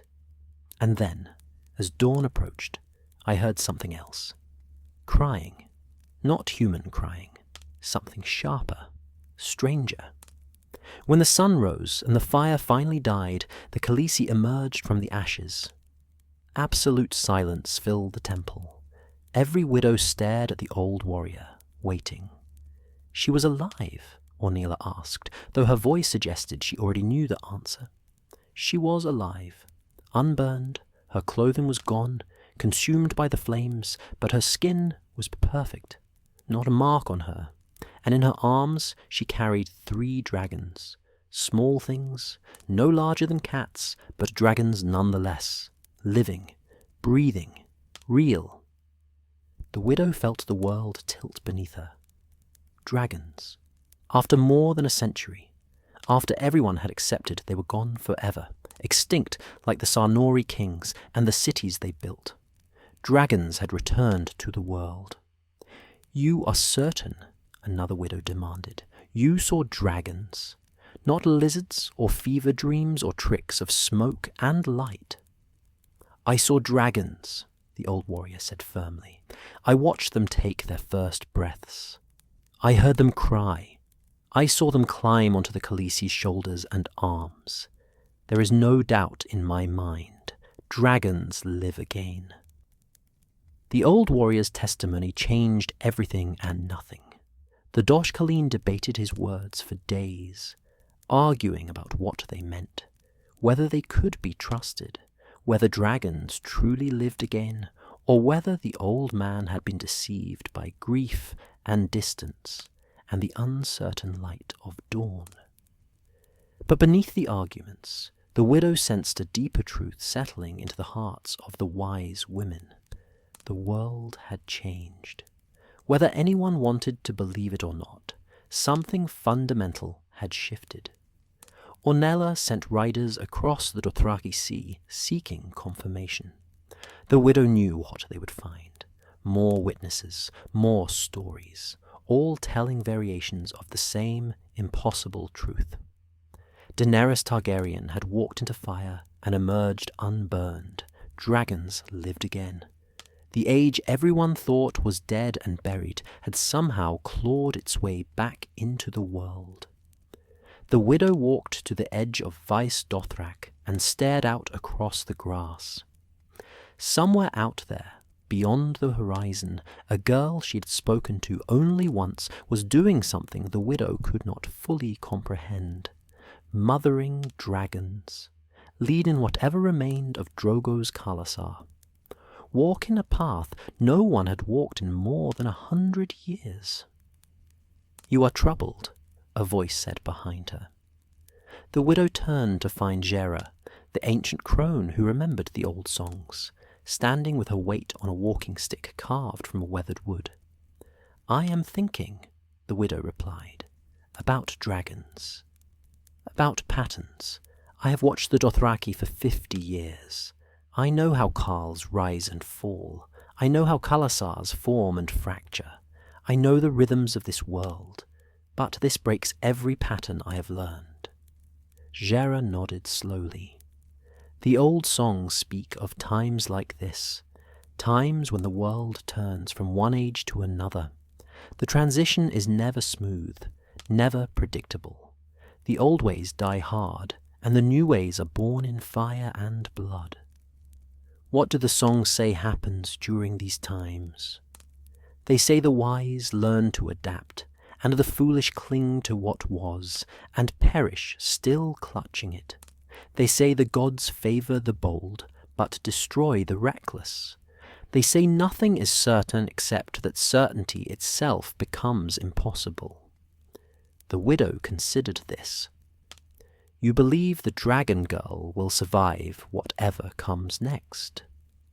"I believe she has already survived what should have killed her. That gives her power the world has not seen in generations. Whether she knows how to use that power wisely is another question entirely." Days became weeks. The riders Ornella sent returned with reports that confirmed the old warrior's testimony. Daenerys Targaryen lived. Dragons flew again, small but growing. What remained of Drogo's khalasar had not scattered entirely. Some riders had stayed, perhaps 100 or so, drawn by the miracle they had witnessed, or by loyalty to their dead Khal's memory, or by simple curiosity about what would happen next. But the khalasar that had numbered 40,000 was gone. Most riders had fled or joined other Khals, unwilling to follow a foreign woman no matter how impressive her survival had been. The Dothraki respected strength, but they also clung to tradition. A woman leading warriors contradicted everything they believed about the natural order of power. "She will die alone on the grass," Cora predicted. 100 riders cannot protect her. Some khal will find her and take her dragons as prizes. The miracle that saved her from fire will not save her from swords. But the widow was not so certain. Daenerys had survived being sold like property. She had survived marriage to Drogo. She had survived his death and the collapse of everything she might have hoped to build. And she had walked into fire and emerged with dragons. Such a person did not die easily. Such a person shaped fate, rather than being shaped by it. The months that followed brought strange reports from across the Dothraki Sea. Daenerys had left the grass entirely, travelling west toward the free cities. She sought allies, resources, some way to survive with a small band of followers and her impossible dragons. The widow heard tales of her wandering in the Red Waste, that terrible desert east of Lazar, where nothing lived and travellers died of thirst beneath the merciless sun. But Daenerys crossed it somehow and reached Korth, the great city on the Jade Sea. Each report seemed more unlikely than the last, yet they kept coming. The dragon girl was alive. The dragons were growing. Something was building out there beyond the Dothraki Sea, something the widow could sense but not see clearly. Meanwhile, Vaes Dothrak itself was changing in ways both subtle and profound. The great gatherings, already rare in recent years, became almost non-existent.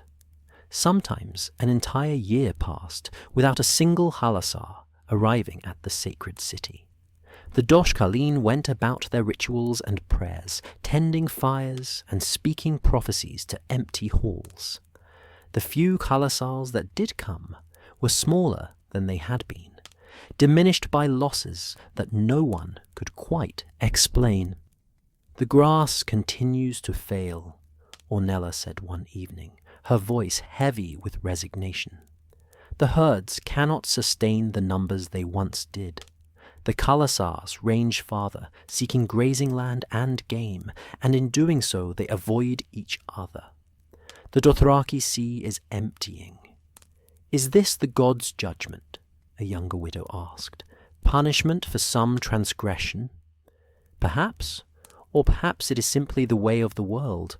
All things rise and fall. Even the grass itself is not eternal." The widow thought about this often. She had lived among the Dosh Khaleen for more than 50 years now. She had watched generations of khals come and go. She'd seen the patterns repeat endlessly, warriors rising and falling like waves on an unseen ocean. But the ocean itself had always remained constant. The Dothraki Sea had always been there, sustaining the horse lords and their way of life. Now that ocean was shrinking. The grass grew thin and brown in places where it had once grown thick and green. Game became scarce enough that hunting parties sometimes returned empty-handed. Water sources that had never failed in living memory began to run dry during the summer months. The land itself seemed tired, as if it had given all it could give and had nothing left to offer. The Dothraki noticed, but did not speak of it directly.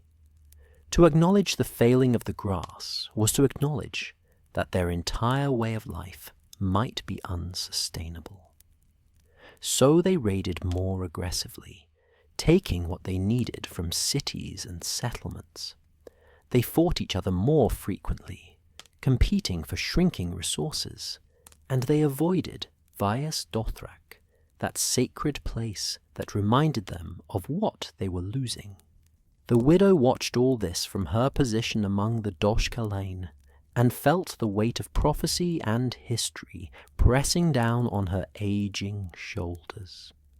She was 70 years old now, though she had long since stopped counting the years precisely.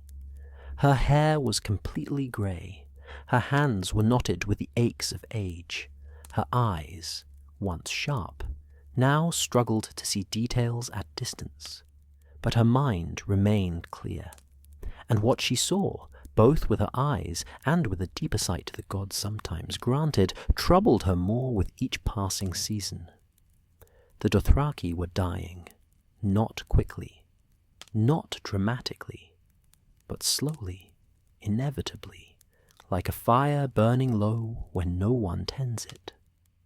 Their numbers decreased as khalasars shattered and were not reformed. Their territory shrank as the grass failed and game disappeared. Their glory faded as fewer victories were won and fewer songs were sung. And all of this was happening while dragons lived again in the world, while a Targaryen girl gathered power in distant Essos, while the patterns the widow had watched for half a century broke and reformed into shapes she did not recognize. "Something far older is waking," Ornella said one night, echoing words the previous eldest had spoken decades before. "I feel it in my bones, in my dreams. The Dothraki have ruled the grass for generations, but we are not the oldest power in this world. We are not even close to the oldest." "What power do you speak of?" the widow asked. "I do not know its name, but I sense it stirring. Dragons are part of it.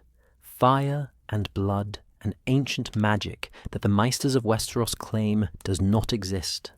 The world our grandmothers knew is passing away. What comes after, I will not live to see." The widow could not argue with this assessment. She felt it too, had felt it for years now, the turning of ages, the ending of one era and the beginning of another. The Dothraki had believed themselves eternal, but nothing was eternal except change itself. That winter was harsh, colder than any the widow remembered. Snow fell on Vaes Dothrak, a rare occurrence that old songs mentioned, but few living people had witnessed. The sacred city, built for sun and heat and the eternal summer of the Dothraki Sea, struggled with the cold. Fires burned constantly in the temple.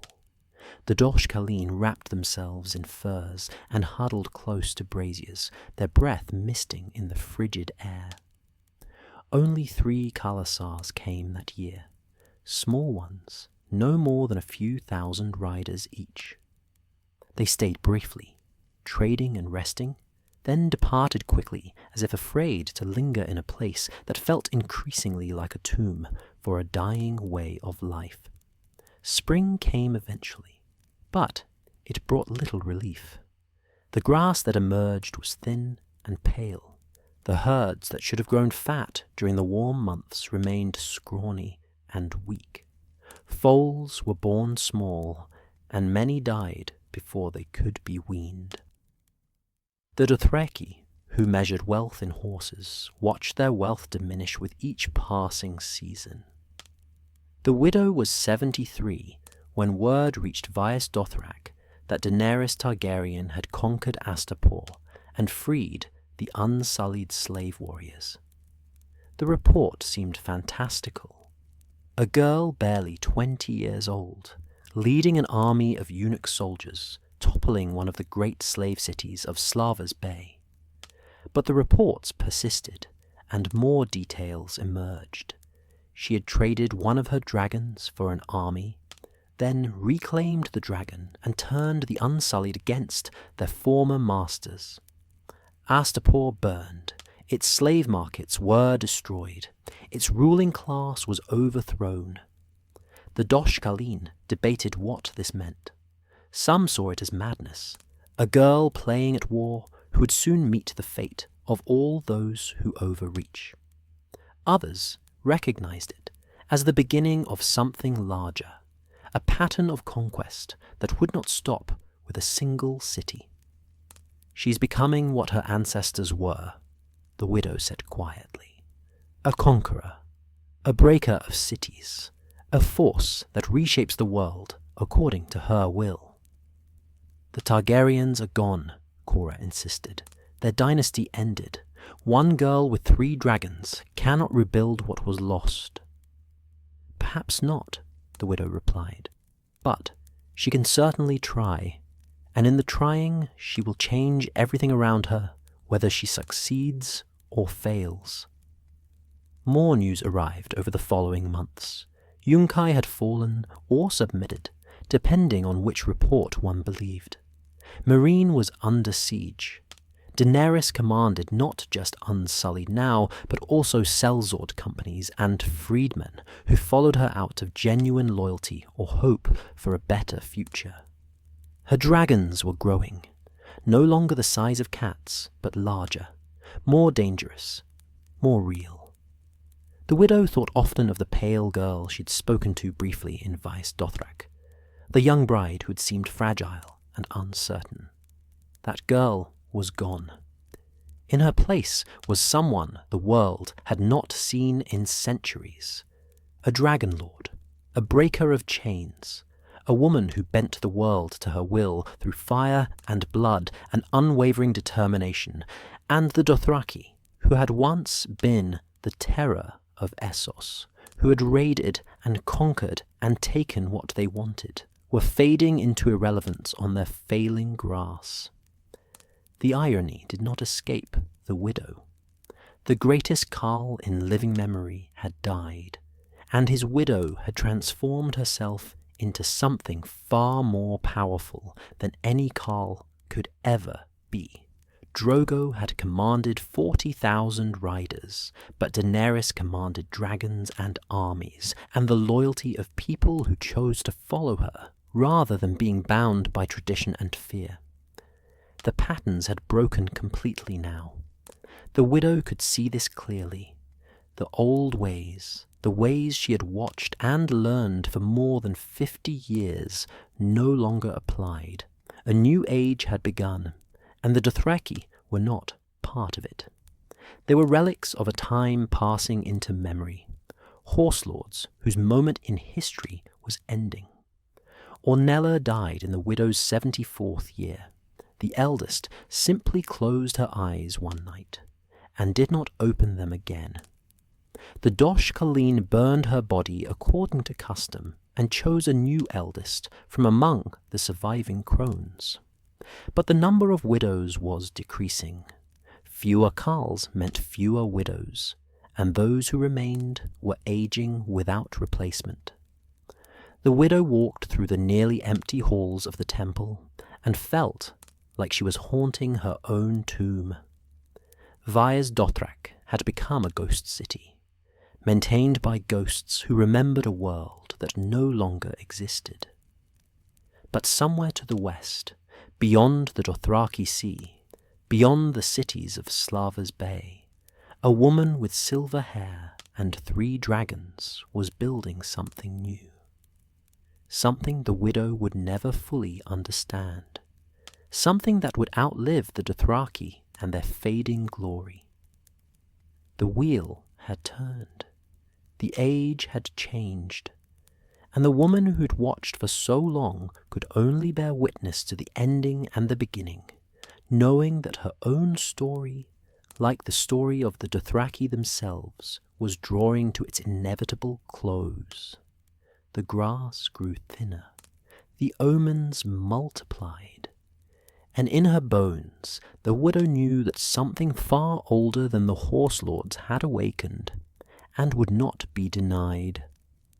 The widow was 76 years old when she finally understood what the gods had been trying to tell her for decades. The revelation did not come as a bolt of divine insight, or a vision wrapped in fire and prophecy.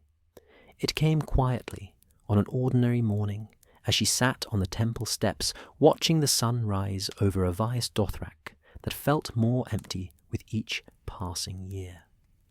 The Dothraki had never been eternal. They had simply believed themselves to be. This understanding settled into her heart with the weight of absolute certainty. The horse lords who had terrorized Essos for generations, who had believed the grass would sustain them forever, who had lived by taking what they wanted from weaker peoples, were not a permanent fixture of the world. They were simply one people among many, subject to the same forces of change and decline that affected everyone. The grass had sustained them for a time, and now that time was ending. The widow rose slowly, her joints protesting, and walked into the temple. Only 7 Dosh Khaleen remained now, 7 old women tending fires and speaking prayers in a sacred city that saw fewer visitors each year. The great halls that had once hosted gatherings of dozens of khalasars now echoed with emptiness. The monuments lining the Godsway stood silent, their origins forgotten, their meaning lost to all but the oldest songs. "You're thinking again," Jera said. The ancient crone sat by a brazier, warming her hands. She was past 90 now, though her exact age was unknown even to her. "I can always tell when you are thinking. Your face takes on a particular expression." The widow smiled slightly. "I am thinking about endings and beginnings, about what it means to watch an age turn." "And what have you concluded?" "That we are fortunate to witness such moments, even when they break our hearts. Not everyone lives long enough to see history pivot on its axis." Jera nodded slowly. "The dragon girl has taken Myrene." Did you hear? The reports came yesterday with the last traders. She rules the city now, dispensing justice and freeing slaves and trying to reshape the world according to her vision. I heard. Some say she will turn west eventually, that she will cross the narrow sea and try to reclaim her family's throne in Westeros, that she will bring fire and blood to the 7 kingdoms as her ancestors did 300 years ago. The widow considered this. Perhaps she will remain in Essos, building something new rather than trying to reclaim something old. The girl I spoke to in Vaes Dothrak did not seem particularly interested in the past. She was focused on surviving the present. People change. Power changes them especially. 3 dragons and an army can make anyone think of conquest. True, but dragons are not the source of her power. Not really.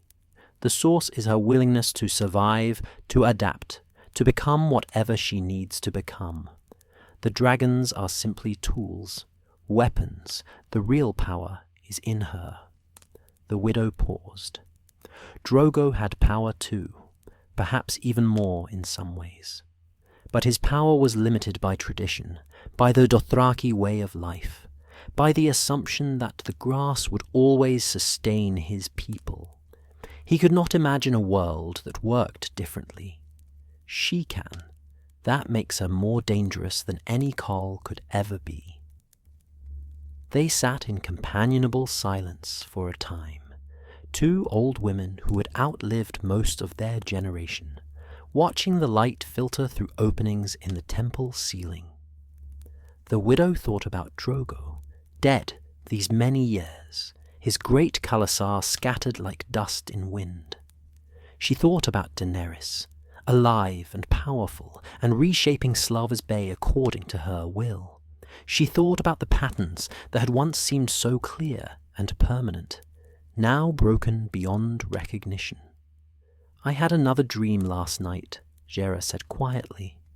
Fire spreading across the grass, dragons circling in the sky, and the Dothraki running, fleeing from something they cannot fight with swords or arrows.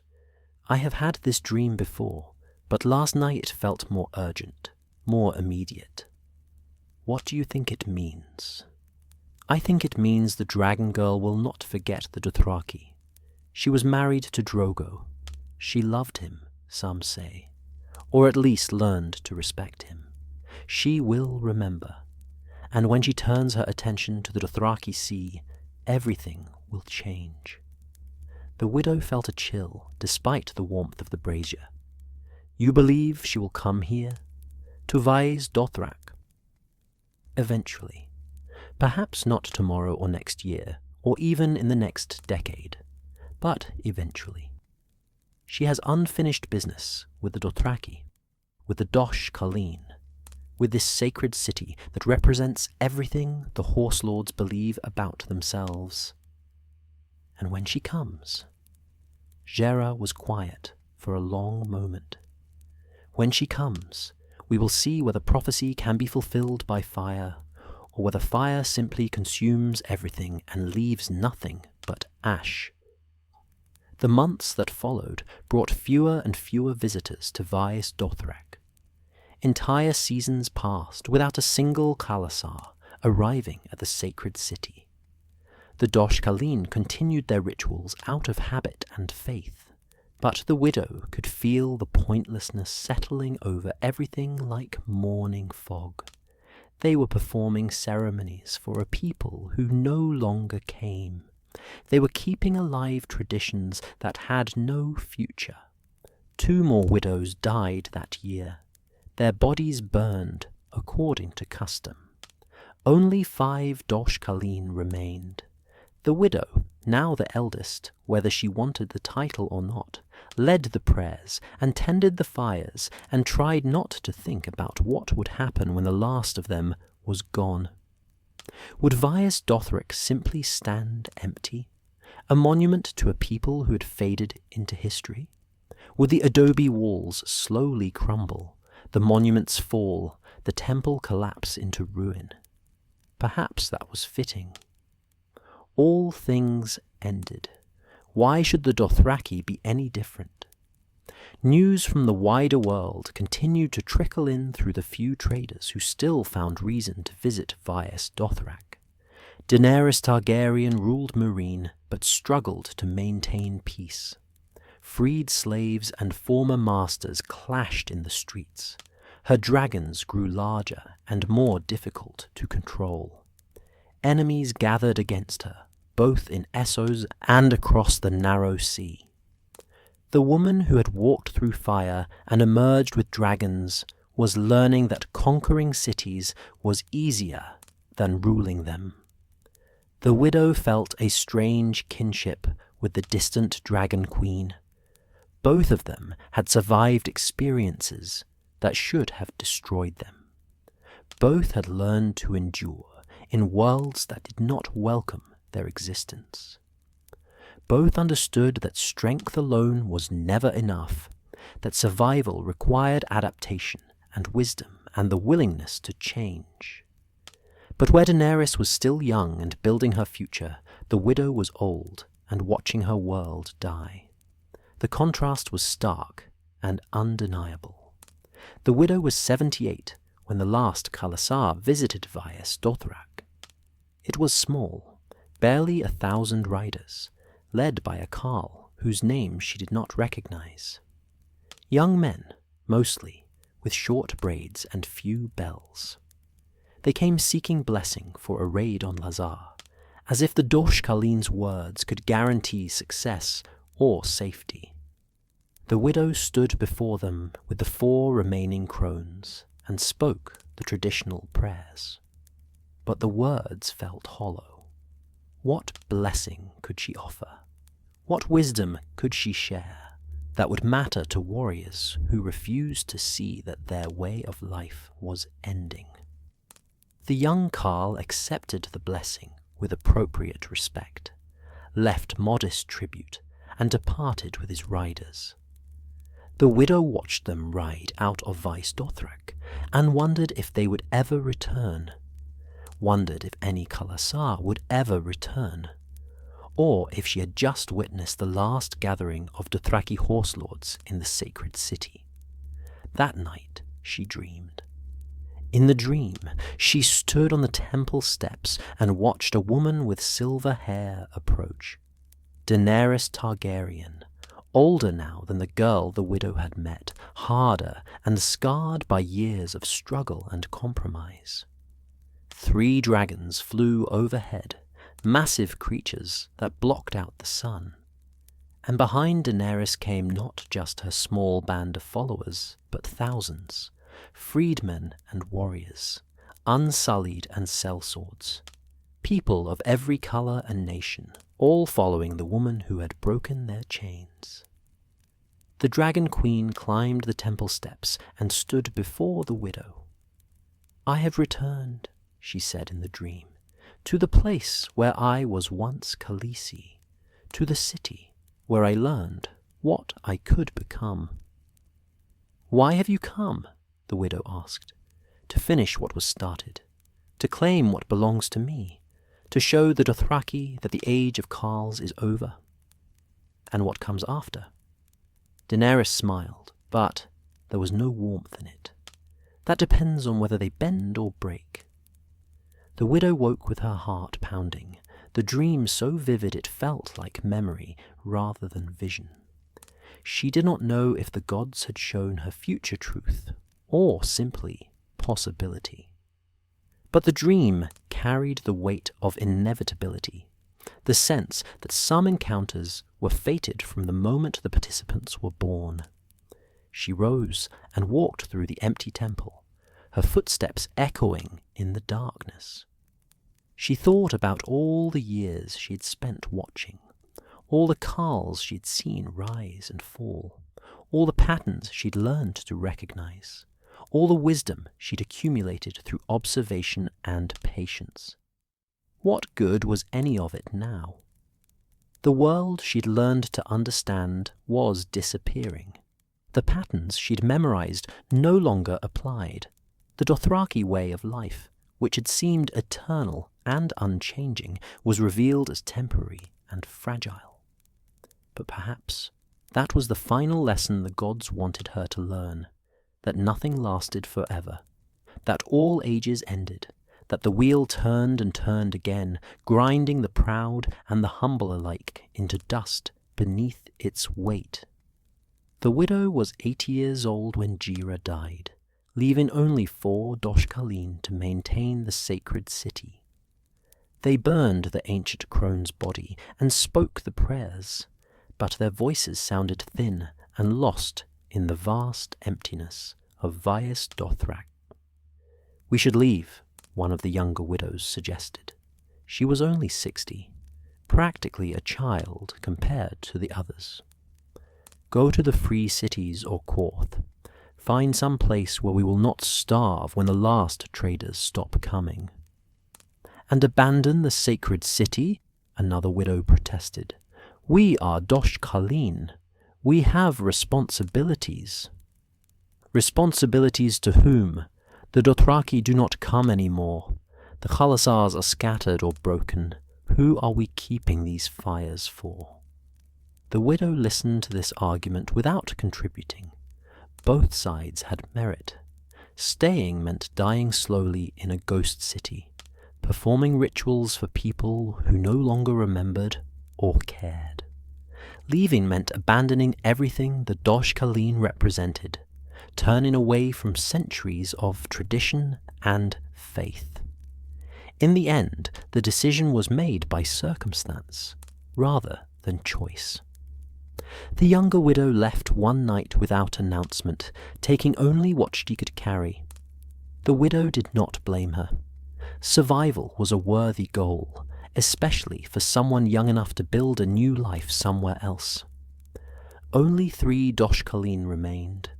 The widow, now 81, another widow named Ilara, who had served for 40 years, and Cora, the skeptic who had never believed dragons could live again, and had never quite accepted that the world could change so dramatically. They maintained their routines because routine was all they had left. Tending fires, speaking prayers, preserving knowledge and tradition that would die with them when they died. They were the last keepers of a fading faith, the final witnesses to an age that was already passing into legend. The widow spent her days sitting on the temple steps, watching the sun cross the sky, feeling time move around her like water flowing around a stone. Her body was failing, she knew. Her heart labored. Her breath came short. Her vision blurred. But her mind remained clear enough to understand what she was witnessing. The turning of the world, the ending of one age and the beginning of another.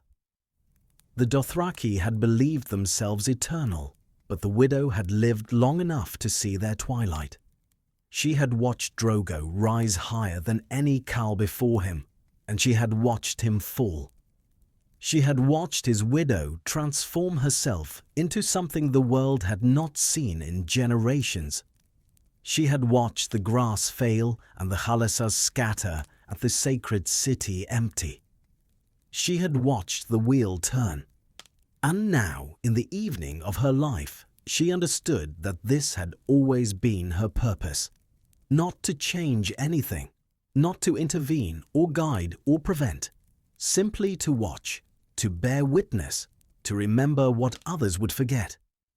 To see clearly and completely the patterns and cycles that governed all things. The Dothraki would not disappear entirely. Some khalasars would endure, adapting to changing circumstances, finding new ways to survive.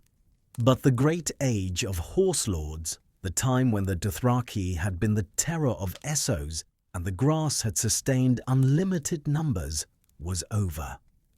That age had ended the moment Daenerys Targaryen walked into fire and emerged with dragons. The widow did not know how long she had left, days or months or perhaps another year if the gods were generous or cruel, depending on perspective. But however much time remained, she would spend it doing what she had always done. Watching, remembering, bearing witness to the world as it turned from what it had been to what it would become. She thought about Daenerys often, wondering where the Dragon Queen was now, what she was doing, whether she ever thought about the sacred city where she had once been Khaleesi. The widow hoped Daenerys would come to Vaes Dothrak eventually, if only to close the circle that had opened the day Drogo brought his silver-haired bride to meet the Dosh Khaleen. But whether Daenerys came or not, the ending was the same. The age of simple horse lords was over. The grass was failing, the patterns were broken, and something new was being born in fire and blood, and the determined will of a woman who refused to be defined by the limitations others placed upon her. The widow sat on the temple steps and watched the sun set over Vaes Dothrak, painting the adobe walls and ancient monuments in shades of gold and crimson. Around her, the sacred city settled into evening quiet, empty except for 3 old women and memories of what had been. She thought about all the khals she had seen, all the patterns she had learned, all the years she had spent watching the Dothraki Sea sustain a people who believed they would last forever. She thought about Drogo and Daenerys, about fire and transformation, about endings and beginnings, and she understood, finally and completely, that her role had never been to stop any of this. Her role had been to witness it, to see it clearly, to remember it truly, so that when the last Dosh Khaleen died and Vaes Dothrak fell to ruin and the Dothraki became nothing more than stories told around distant fires, someone would have known what really happened. Someone would have watched the wheel turn. The Mother of Mountains stood eternal against the darkening sky, unchanging and indifferent to the rise and fall of peoples and empires. The widow looked at that ancient peak and felt a strange peace settle over her. She had lived long enough to see history pivot on its axis. She had witnessed the ending of an age. That was enough. That was more than enough. The world would continue turning long after she was gone. Dragons would fly or fall. Daenerys would conquer or be conquered. The grass would recover or die completely. New peoples would rise. New patterns would form. New ages would begin and end. But the widow would not see any of it. Her watching was almost finished. Her story, like the story of the Dothraki themselves, was drawing to its inevitable close. She stood slowly, her old bones protesting, and walked back into the temple where Ilara and Korra tended the sacred fires. She sat with them in companionable silence, 3 old women keeping faith with traditions that had no future, performing rituals for gods who might not even be listening anymore. Outside, night fell over Vaes Dothrak. The stars emerged, cold and distant. The wind moved across the empty grass, carrying whispers of change and transformation. And somewhere far to the west, beyond the Dothraki Sea, beyond Slava's Bay, beyond everything the widow had ever known, the future was being written by a woman with silver hair and 3 dragons. The widow closed her eyes and felt the warmth of the fire on her face. She thought of nothing in particular, simply rested, simply existed in the moment, savoring the peace that came with accepting what could not be changed. The wheel had turned, the age had changed, and she, who had watched for more than 60 years, had fulfilled her purpose. She had borne witness to the ending and the beginning, knowing that memory itself was the only immortality any of them would ever achieve.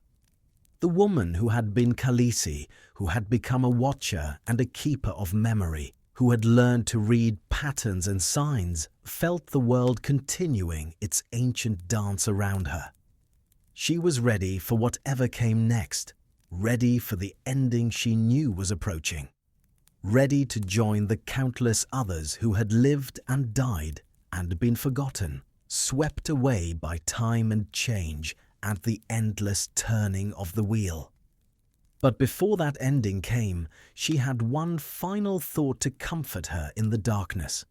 Somewhere in the world, Daenerys Targaryen lived. Dragons flew, fire burned, and the future, whatever it held, would be shaped by those with the courage to walk through flames and emerge transformed. That was enough. That was everything. The widow opened her eyes one last time, looked at the sacred fire burning before her, and smiled. The wheel would continue turning long after she was gone, and that was exactly as it should be.